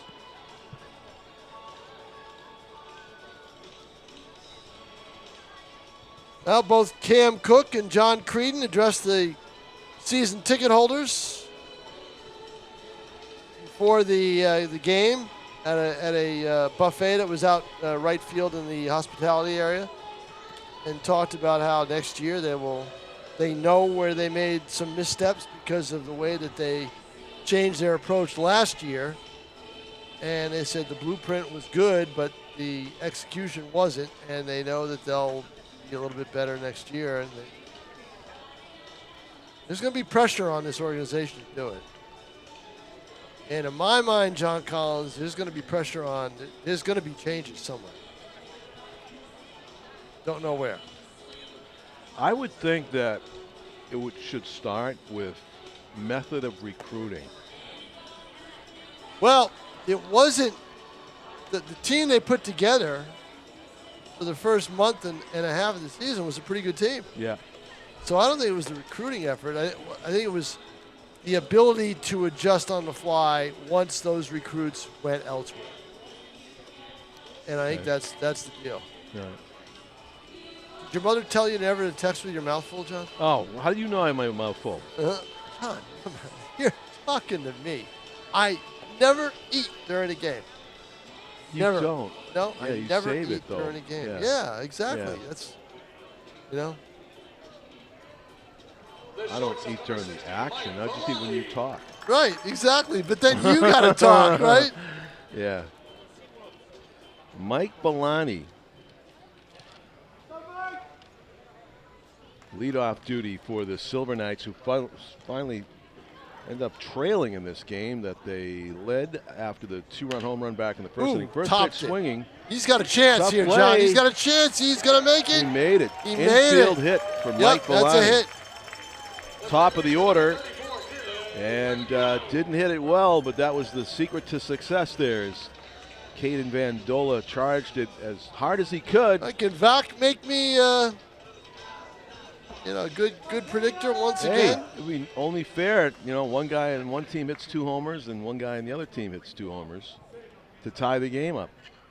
Possibility here. Don't take your eyes off that dial. It is the power pitcher Ward versus home run hitter Caleb Vacchiano, who almost took it off the top of the helmet. Up and away. Caleb was also popped to first and struck out. Oh, that cloud has disappeared now. This is lowered down. It's gotten lower. Yeah, the art form has disappeared. I'm telling you, looked like somebody drew it. Or AI'd it. That stuff I knew you'd grown about that. That stuff is dangerous. Oh, it is, man. It's just everywhere now. It is really. Mound visit. It is really dangerous. Yes, how about StarFires, that? Yeah. 2 pitches way out of the zone.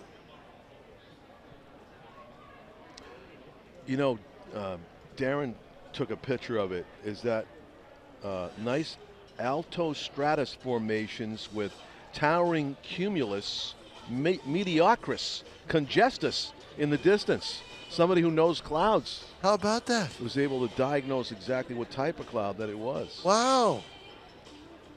Not bad. Is that yours? Oh, okay. Why does it say Darren? Do you Who go did by it? a pseudonym? Oh, okay. Oh, his friend knows. Oh, somebody Oh, gave that's your friend. Darren is your friend that knows clouds? somebody texted Dylan what it Yeah. was? Yeah. Can I read that one more time? What that was? It's fascinating. It was a alto stratus with towering cumulus mediocris congestus. Wow. Throw to second, and it is. Oh, they say out. I think he was under the tag. I think he tagged him on the backside after he was armpit deep on the base. As we all watch the replay, I'm sure, from Dan Young back in the studio, as it looked like. I'm watching that replay right now, Tom, and yeah, it's a bad call. Bad call. Bad call? Yeah, the umpire was in rhythm to call him out, but I think he should have waited a beat and recognized the hand was in there. I mean, he slapped it down quick, but I'm surprised they did that. yeah, Bellani Surprised thrown they out went for the stealing. steal with Yeah. Vacchiano up. Tops it foul. 3 balls and 2 strikes. Oh no, the call.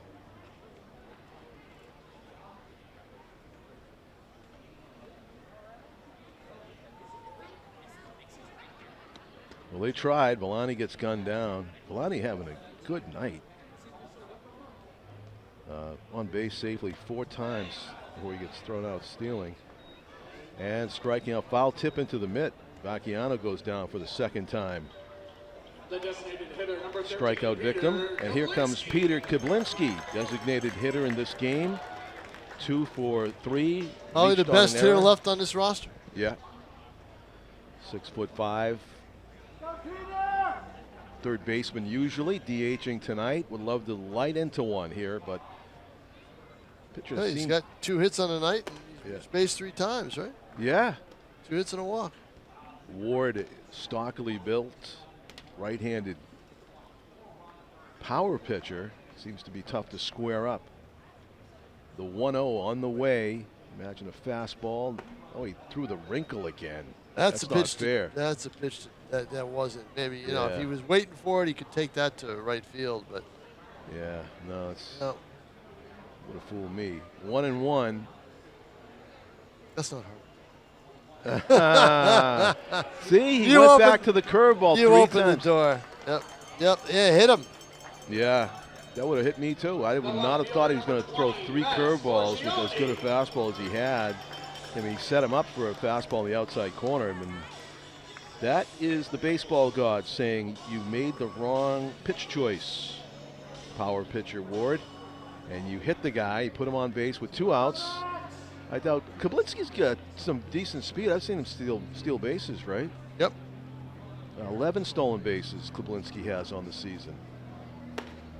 If he stole it here, it'd be an even dozen, but we just saw the catcher, Caleb Winkley, throw a runner out on a questionable call at second, but he got the out. Checking the runner over his shoulder twice. Ward comes to the plate and misses. He's not been able to command that off-speed pitch very well at all. And if you're a hitter in 2-0 in this situation right now, as Max Forgione is, you got to square up this fastball. Misses badly. Wow. 3-0, and now it's a take situation. For a hitter that's batting .063, Forgione is definitely taking this pitch, hoping to get Campagna up there for a potential big fly with 2 on and 2 out. You're telling him not to swing. Ball 4. Yep. So now you got a home run hitter coming up. If I'm the third base coach, I look down at him. If he's looking at me, and I say, no swing. Yeah, definitely. Yep, no doubt about it. So Campagna's walked, singled, and grounded out to short. Well, the bases should be loaded, except for the exception of the call. We're going to get a pitching change here at Holman Stadium. See who they bring out of the bullpen. Why not? Better be somebody good. Campagna. All right, John Collins, let's put you on the spot. Yeah. You've seen every team. Yeah. It's going to be New Britain. All right, there you go. Yep. Take it all. I'm going to agree with you. Yeah? Yes. Yep. I'm going to agree with you. I was impressed with them, and they're really hot. They're playing their best baseball right now. Best baseball late. Yep. I think Vermont is kind of resting on their laurels. They're kind of just finishing it up. It kind of looks like Norwich and New Britain are going to end up playing, I think. And that would be a great, well, it's still. And a short trip for each team. They don't have to worry about a lot of travel. There's still some baseball left to be played for that. Yeah, though, there right? is, yeah. And don't forget, Worcester That would be if there were the 2-3 teams, right? Worcester, yes. 2 and 3. Yeah. And Worcester is on the road. They're at a little bit of a disadvantage. The Yes. same way Nashua is during the Legion tournament here. Yeah. They have the Legion regionals at Worcester. They can't play in their field. Oh. So and those end Sunday. So they're on a road trip of 5 games. Oh, yeah. You know, and 5 days. And Yeah. and Nashua was away for more than that because they took some more time after the All-Star game as well.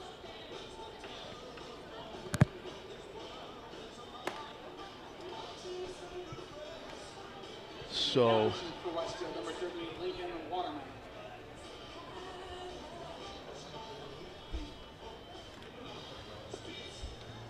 Lincoln Waterman. Let's see. Lincoln Waterman, Tom, is the pitcher. Do you know what number he is? No, I don't, but he's a Connecticut kid. Oh, yeah? Yep. Thank you. 38. Not a Yukon kid, but a Connecticut kid. Yeah.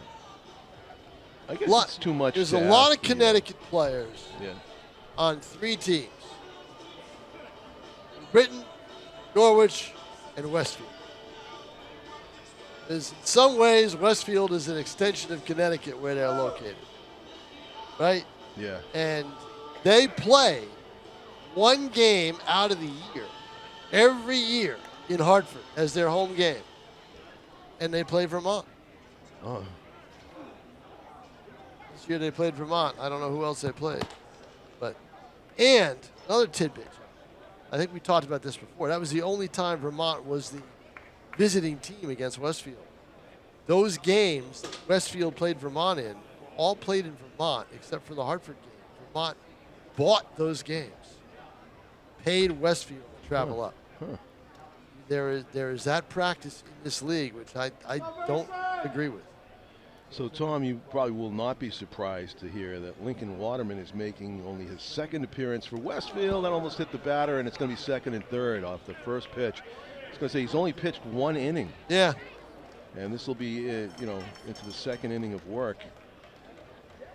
Did strike out 1 in that 1 inning, but this is strange territory, I'm sure, for Lincoln Waterman to come in a close game.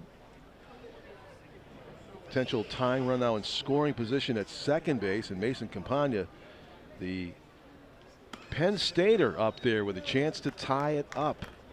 And 2-0 quickly. You kind of find out why some of these pitchers aren't in the league to start, and the reason is they can't throw strikes. Yeah. That's the big issue. Throw strikes. And he did just there. Hammered off the tarp. Had to swing at that. That was right down the pipe. Yeah. It's been a while since we've seen a hard hit to the base hit to the outfield. A lot of space out there in left center field. All kinds of walks. All kinds of room for Campagna out in left center field if he wants to go that way.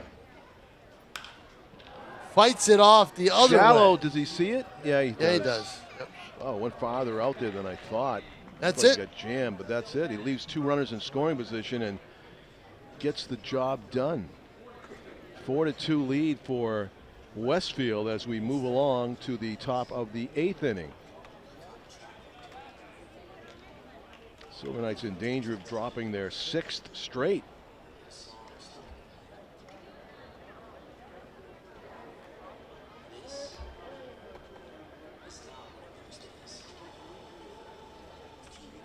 A beautiful summer night. Temperature is, there's humidity, but there's a breeze, a little bit of breeze here and there. Yeah. This is what we wait for. This is what summer's all about. If people just tuned in again, I was talking to Tom early in the game about his cover story in the Sunday Telegraph just passed on August 2nd with Jeff Conroe, former Nashua High School, the one Nashua High School football star, a championship running back with the team. Was it in the 90s? 97. 97. Played in the 97 game. Chad Zabolis. Longtime football coach, and he has. No, he's he's a long time. He's coached a lot of different sports. Yeah, a lot of different sports. Yeah. And he decided to go back to wrestling, his basically childhood, teenage love. I think he was in his 40s or late 30s. 46. 46 when he went back to wrestling. No, he's 46 no, of course now. But when he went back, though, I'm not sure. It was he had taken a lot ago. of time off of his youth. Well, what happened was he went up to Plymouth and played college football, and there was no more wrestling after that, and he just never got back into it. And then he had bumped into a friend of his who talked to him who was wrestling and said, hey, you ought to think about doing it again. So then he went and he started to do the PA for wrestling, be the ring announcer. And it just kind of snowballed back into, going into the ring. Going into the ring. Yep. Yeah. As a competitor. Kind of like Vince McMahon did. Yep. So they're calling this, the Gate City Wrestling group is having the Gate City Brawl to raise money for the Nashua Cougars youth football and cheer programs this Saturday, 2 days from now. Yep, doors open at 5:30 at McCarthy Middle School. Bell rings at 6:30. Ding, ding, ding, ding, ding. 6:30, that's what you wrote. So it sounds like a fun night. It reminds me of the Lobster Man show that I got to be the guest referee. Yes! Yes! Jeff Costa brought me into the fold. Remember, Jeff Costa as Lobster Man Yeah, and was originally going to be, and he was for a couple and he ran of nights. for president, too. Right. But he was originally the replacement for Monkey Boy once Chris Ames left the team. Chris Ames was doing Monkey Boy when he was working for the team. Then he left. Yeah. And couldn't agree on a deal to come back and just do the games as Monkey Boy. So they got Costa to come in, and that didn't go over too well. No. And eventually they got Ames, and they worked out a deal where Ames came back and did Monkey Boy. Just didn't go together, right? No. Yeah. The overriding memory of that, I'll tell you in a moment. Ground ball off the bat of Caden Van Dolen. Acciano. Boom. Such a good defender. 1 up and 1 down in the 8th inning for the Westfield StarFires. They're trying to add to their 4-2 lead. And speaking of wrestlers, big intimidating dudes. Here comes Maury Freed, Here he is. 2026 home run derby champion. He's had 2 home runs tonight. Finally made an out on a ground ball as short as last time up, but he's facing a new pitcher again. And takes a fastball outside, ball 1. It's been ahead in the count most of the night, maybe all night. He hit 1 line drive home run that was about 120 miles an hour, was maybe no higher than about 15, 20 feet off the ground, and then hit a monster arcing shot off of the power station in left field. Boy, they must love him down at Brown, right? At Brown, yes. Downtown at Brown. 1-1. Big cut, and it's 1-2. But Eddie Morrissey, former national quarterback, who's the assistant football coach at Brown, would love to get his hands on this guy. Yeah. Hey, Max, how about doing a little football? 2 sports. You're smart. You're an Ivy Leaguer. Yeah. You can handle it. Strike 3. Got it. Great pitch. Yep, high, right at the letters. Yeah, froze him. Yep, definitely did. So gets caught looking. Sometimes you can't tell from a batter's reaction. Are they reacting to the umpire, or are they reacting to the fact that they screwed up, you know? Yeah, that time I think by the body language to the on-deck hitter telling him that he thought it was up. That Yeah, he was blamed the umpire.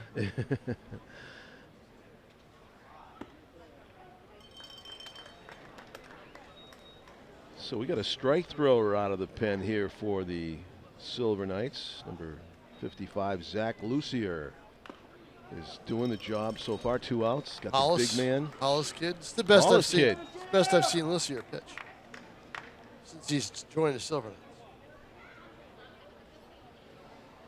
Knights. And this is his last outing. Maybe. At Holman Stadium, maybe. Probably. Entering his senior year at Misericordia. 1-2 is the count on the 6-hitter. The 6-hitter, Mike Cervoni. They hit him. Hit him on his protective elbow guard. No reason to do that. No. None. I think that's our first hit by pitch tonight. It is, which is a miracle because there's an epidemic in this league of them. Yeah. And Alden Valdez is up.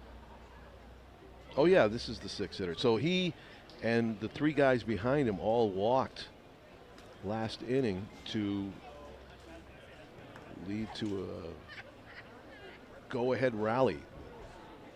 Valdez scored. De La Cruz scored. It was Tommy Hennessy that got tagged out as he crossed home plate standing up. Standing up, got tagged on out. A tremendous throw, a howitzer from center field by Shanley Wall to get the assist. Bases loaded, 2 out, single to center. The runner at first has got a giant lead and even a walking jump after he got a secondary lead. I don't know why he didn't go. He had about 25-foot lead secondary. But I guess that's respect for Fisher's arm back there again. I mean, you're up by 2 runs. There's 2 outs. The pitcher's not even looking at you. Now he does. Cursory glance. I thought for sure he Yeah, was going. and also, you know, as Lucier goes to the plate, he takes a longer than some pitchers do. He does. Comes to the belt and takes a Got a while. little bit of a kick going on. Don't Certainly- forget, there is a pitch clock. A buzzer goes off in the umpire's pocket. Knocking it down, Vacchiano has no play. No play, yep. Yeah, That's an E5. it has to be. Yep. Kind of took his eye off it there. And Valdez is on. To second base goes Cervoni. 2 outs still. Here's De La Cruz, who has grounded into a double play. Grounded out to second and walked and scored. So needing 1 more out. Coming close to a balk right there. He's lucky it wasn't called. First pitch That could swinging drop. to center field. Let's see. Nope. Had enough Hung up. carry. Yeah, it Both did. I think it was carrying gonna- tonight. Just Right. a question of who's going to hit that 4th home run, Tom. Oh, Silver Knights need one. I may. You bet the under, you may be right. Right?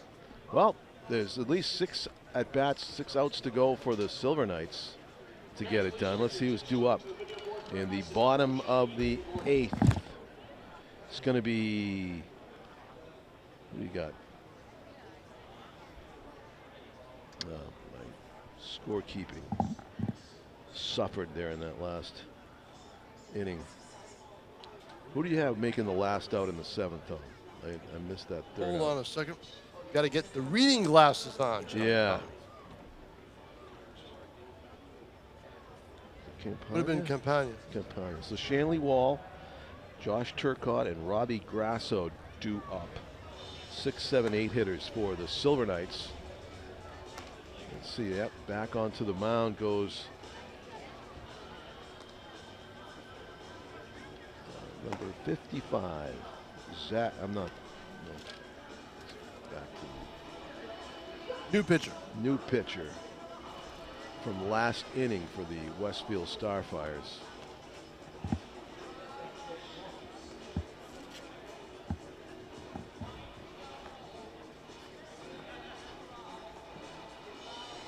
Umpires talking to Nick Yeah, what's that? Garino. Yeah, that's good.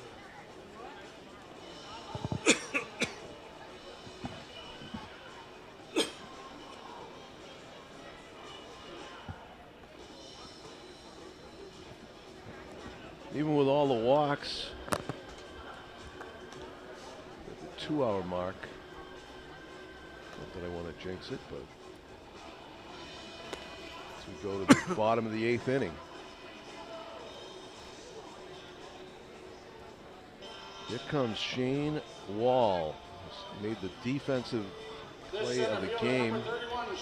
He'd like to add a Shanley Wall. Shanley Wall would like to add a offensive highlight to go Sure with that would. great throw.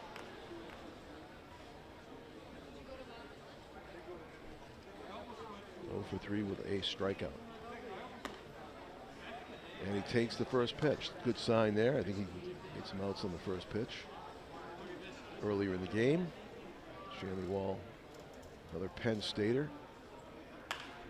And fouls it off to the left. Had a good hack at it, just didn't square it up. Look out, kids. Right in the middle of where those guys were playing. But they dodged it. 1-1. Kid zone. Very popular from 5:30 on, even in the sun. Now that they've got the shade, it's even better down there. 2 balls and 1 strike. Shanley wanting to square one up.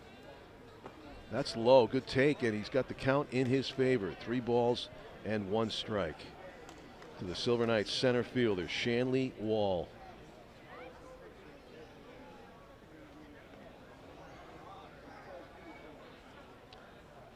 And the pitch.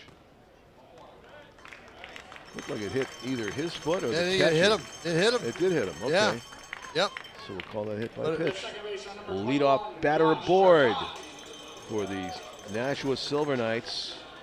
And here's Turcotte. He has reached on a fielder's choice, popped to third, and lined hard to right. Got robbed of a hit actually by Easton Sanders, charging in, taking it right off the grass.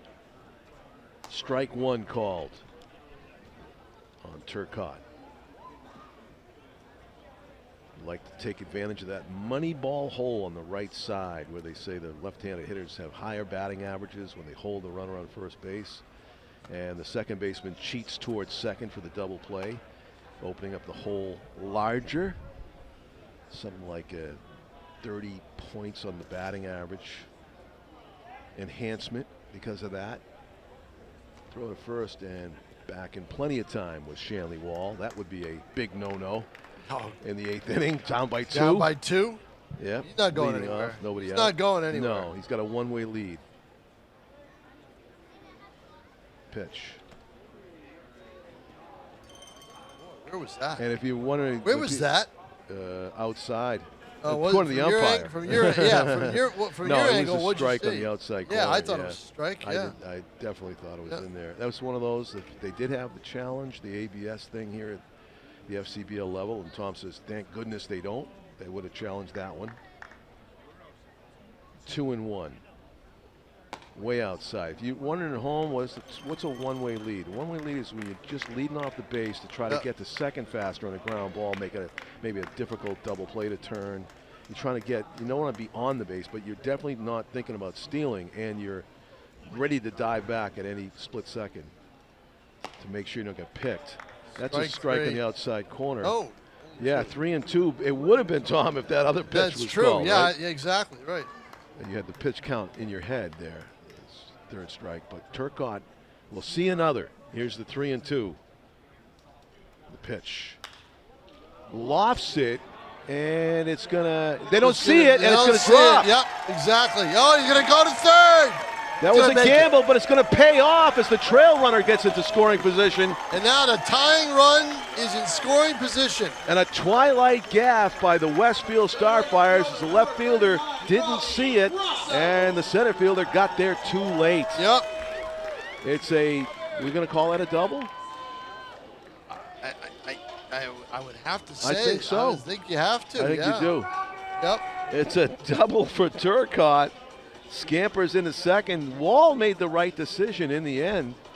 The outfielders for Westfield were so discombobulated that they really couldn't right themselves in time to make a good throw to third base, Tom. That throw was just a wild pop-up kind of thing. Right. It was not going to throw anybody out. So Shanley Wall heads up play, first of all, to read it so that he was at second when it fell, and then to go to third and take the extra base right behind him was Turcotte. So they have a chance to tie this game up. Everybody's going in to get some water, I think. Oh, yeah, hydration break. Pausa Pitching de change. hidratación. Well, we got a pitching change. I learned that in the World Cup. Pausa de hidratación. Agua. Agua. Yeah.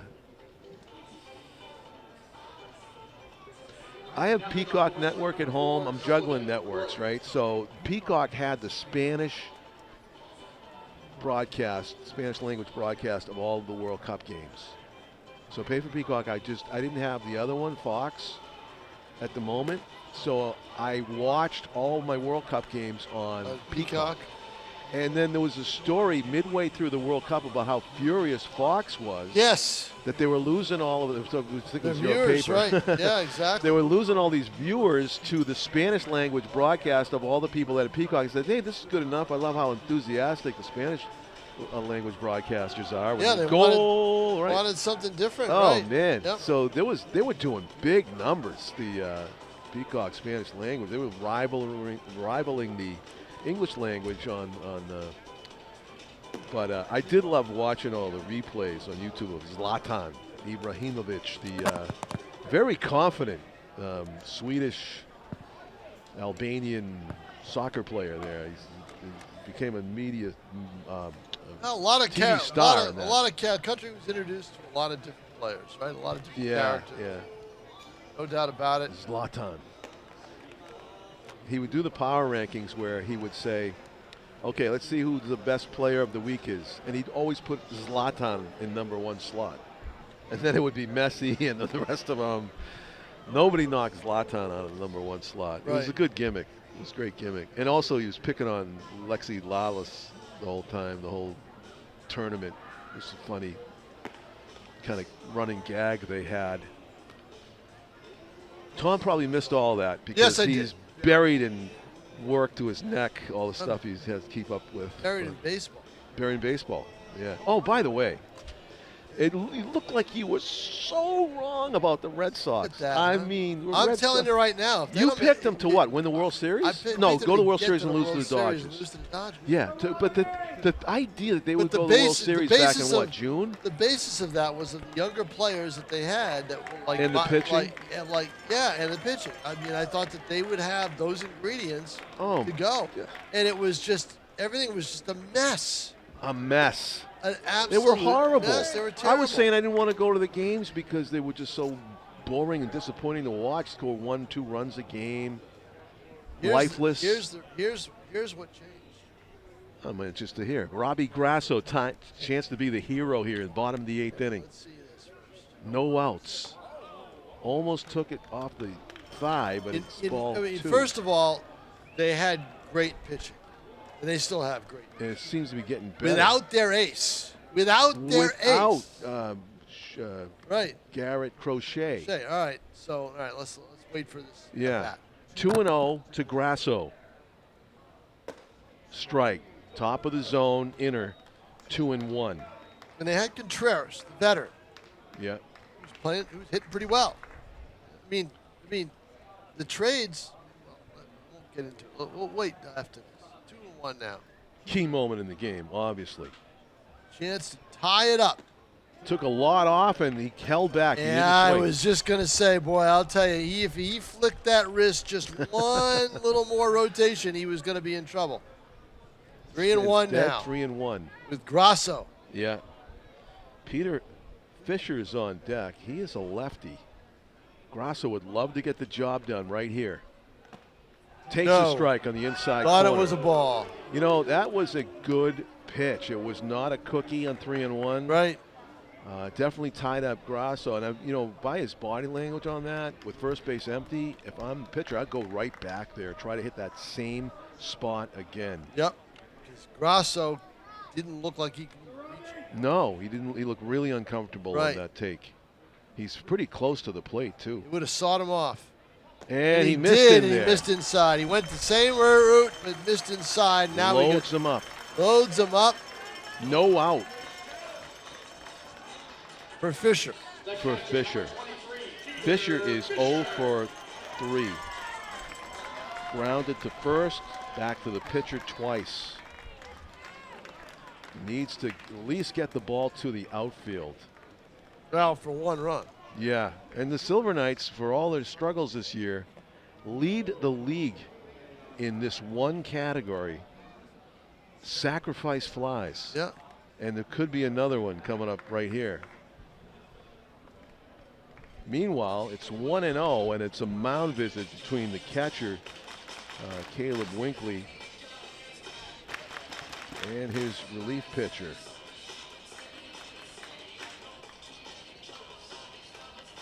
Nobody out. No. Bases loaded. Key moment in the game. Yep. Fans have been treated to quite an entertaining game. No kidding. The 1-0 pitch misses badly. Mechanics all off.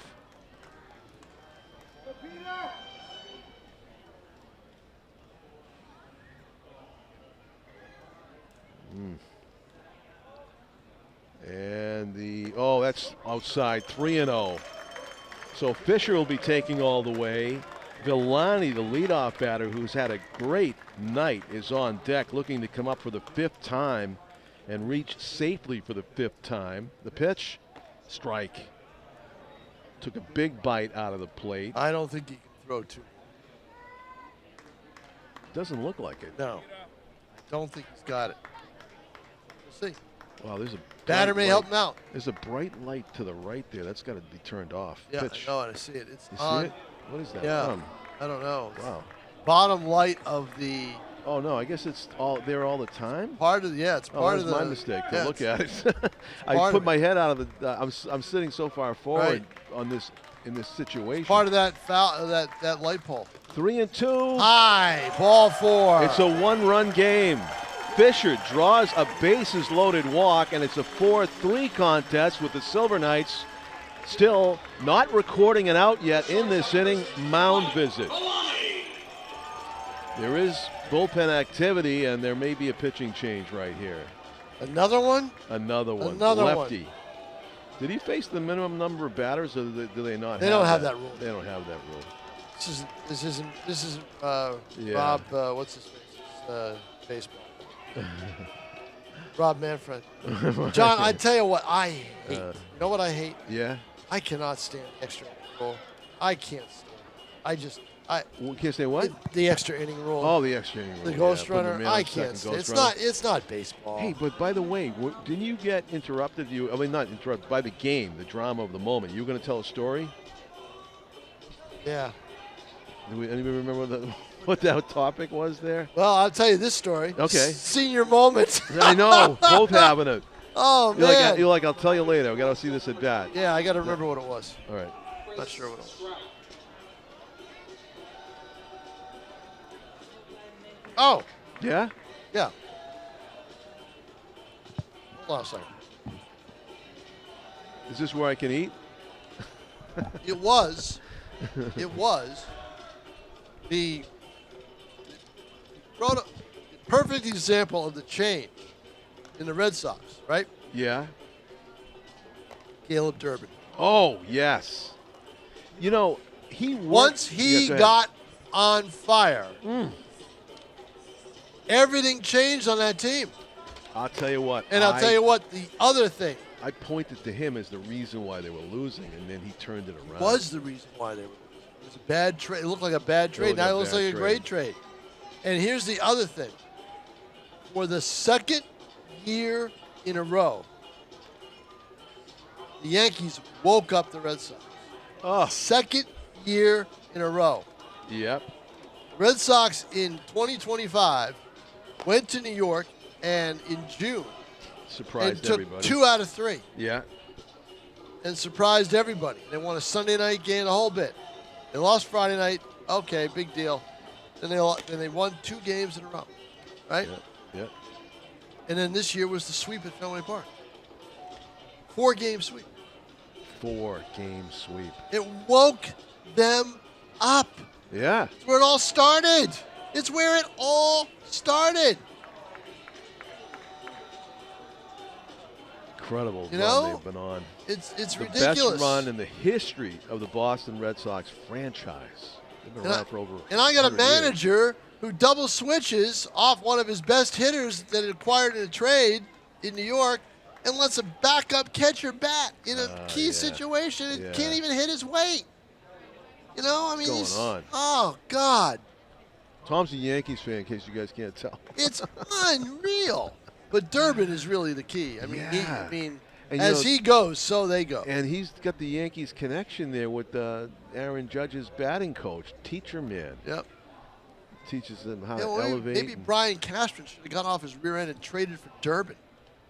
they probably should have bought exclusivity from Teacher Man. Because once Durbin got in with that guy, all of a sudden he started hitting bombs. Well, we got a new pitcher for New Britain. We do. I have Sullivan Quirk, Tall left-handed pitcher. lefty. Yep. It says 5'10" here. I don't Oh, think- he's got more than that. Doesn't he look taller than that? Sure does. Looks like he could post both of us up. Maybe took Sullivan's uniform, but it's also that's a lefty. The play-by-play guy for Maybe he grew this summer, you know. play-by-play guy is right Yeah, let me ask. Is to your right. We can ask him in between innings. Okay. But right now, the Silver Knights have a chance to tie this game up. Bases loaded, nobody out. And bending out of the way of that is Villani. Another ball, yep. Mike Villani took the first pitch he saw tonight and cracked a double to right center field, and he's been on fire since. Walk, single. But against these New Britain pitchers, I mean not New Britain, but against these Westfield pitchers, I'd keep the bat on the shoulders for a while. The 2-1. Ah. His bat never left his shoulder there as he couldn't hold up, and it's 2-2. Yep. There's some good heat from the StarFires And he's reliever. going to see that heat again. I saw some heat lightning in the outfield there. Uh-oh. Don't want to say that, John. No, I mean, The umpires see that. just You know what? between you and me. Yeah, right. You know what? See, he's overthrown. It wasn't a bolt, though. Doesn't matter. Oh, really? Doesn't matter. Is he lightning? Done. 30 minutes. 30 minutes? Gotta wait. Well, and it could be more if you see another bolt during that boy. 30-minute time. They tack on another 30 minutes. Inside and another walk of Tie game. Boy. Villani's great night continues. On base safely 5 times, including a run batted in on that walk with the bases loaded. Ties the game at 4. And here's Caleb Vacchiano, who's hit 1 home run tonight. All right, now you got bases loaded. If you don't go into the top of the 9th inning with a lead here, something's wrong, right? Something is wrong. You've got to get that lead. Absolutely. It's on a silver platter, a Silver Knight platter. Vacchiano digs in, hit a monstrous 2-run homer in the first inning. And he tried to hit another one with the bases full. Good pitch, though. That A little was velocity, it was a good challenge pitch. half of the plate. Yeah, Infield is in now for Westfield, as you can see on your TV screen. all the way in around. Yep. Trying to cut down the run, the go-ahead run at home plate. The pitch.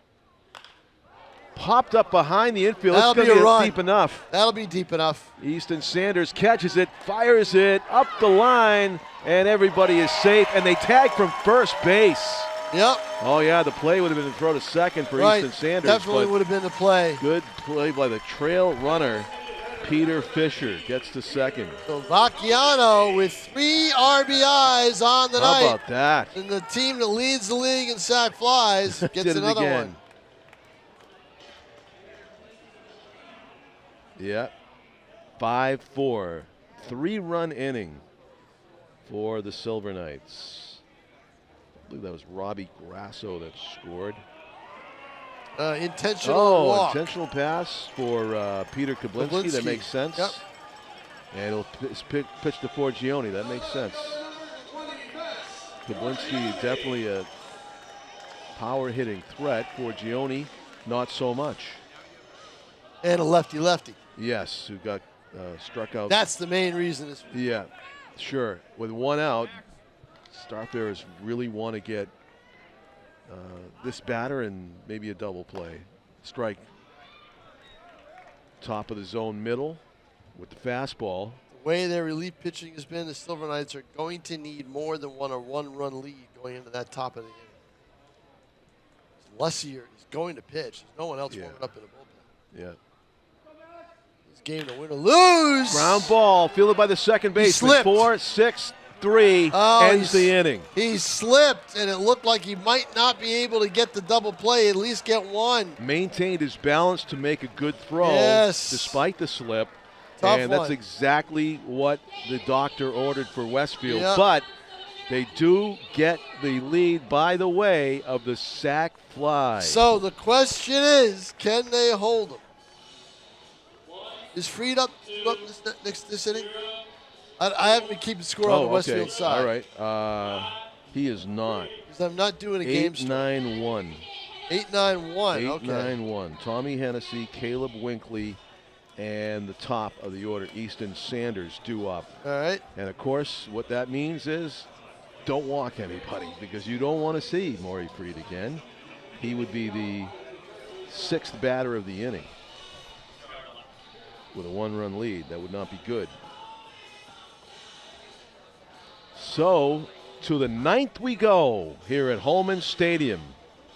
if the Silver Knights can get 3 outs without giving up a run, this will conclude our 2026 baseball season on Nashua ETV. I meant to mention before that we do have Hudson viewers tonight again on HCTV hello, Hudson Cable. Even though some Hudson fans came to the game, and they're going to be treated to a very entertaining contest that featured 3 home runs so far. In order to hit the over/under at 4, bad things would have to happen to the Silver Knights. Yeah, exactly. Right. So it might be the under, we hope. The pitcher.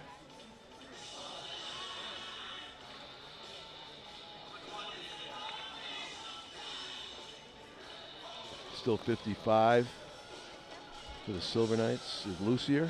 Playing a little Toto on the Yeah. PA system.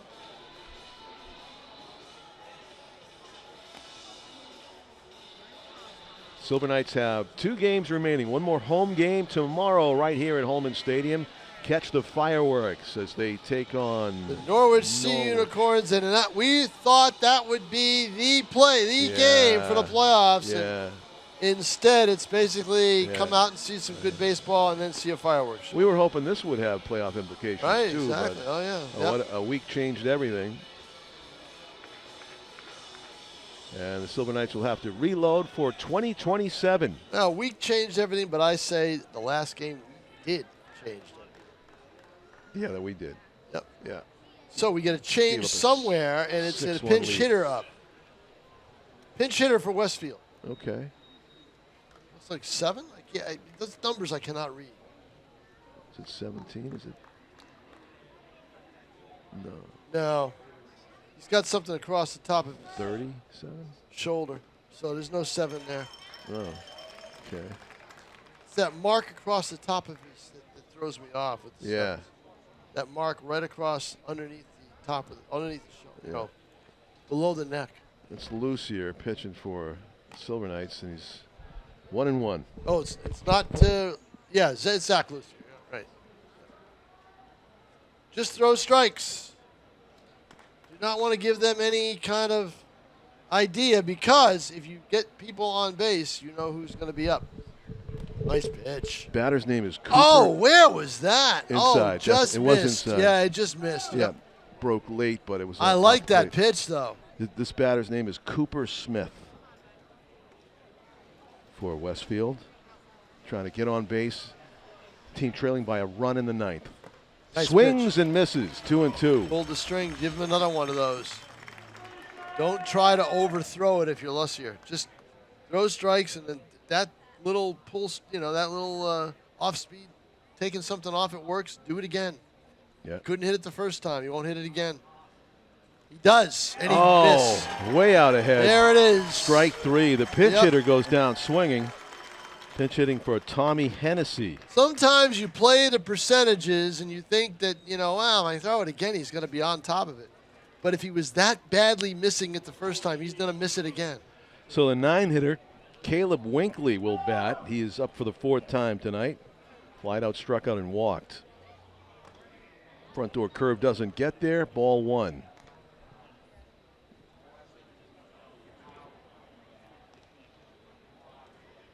Back to the top of the order in Easton Sanders, who's had a good night, awaiting on deck. Hard hit grounder at the third baseman, scooping it up so smoothly. Caleb Vacchiano with that great arm. 2 out. They get the 8 and 9 hitters, do Lucier and the Silver Knights. And Westfield is down to their last out, and back to the top of the order, Easton Sanders with his tough 4th at bat. Yeah, tough one to get out. Sanders. Yeah, maybe probably is the toughest. Yep, probably. Yeah. And he would love to create some havoc before this one ends. Huge cut. Try to tie it with one swing. Did Easton Sanders from Louisiana Tech. Great athlete, 6'2", 200 pounds, entering his sophomore season for Louisiana Tech. Pitch.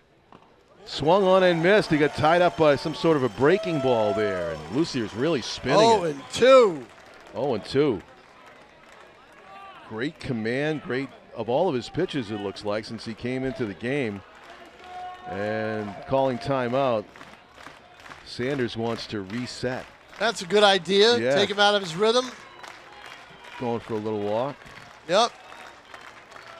We got a lot of fans who stayed here Yep. and are giving this team a boost. Will he put it in play, or will Lucier put him away? Misses up. That's a good waste pitch. Yep. Not bad. Now I think you come after him. But don't hit him. Exactly. 1-2. Silver Knights trying to put an exclamation point on the season. Strike 3 swinging, and that will do it. All right, John Collins. See you in a month. All right, Tom. Enjoy King. your vacation from me. Will do. Great job, as always. 5-4. The Silver Knights snap their losing streak in an exciting way. 2-run home run by Caleb Vacchiano, a big blow in this one, despite the heroics of Maury Freed, the home run derby champion for Westfield, who hit 2 solo home runs. The Silver Knights do come out on top in the end, with Lucier getting that great clutch save. Great pitching there to close it out. So for Dan Young and Michaela Savacho back in the studio, Dylan Smith and Tim O'Neill with me. I'm John Collins for Tom King and our executive producer, Pete Johnson. Thanking you for watching baseball all summer long. Go check out the McCarthy Middle School Wrestling Show to benefit the Nashua Cougars coming up at 5:30 on Saturday. And we thank you for watching Nashua ETV. Good night from Holman Stadium, everybody.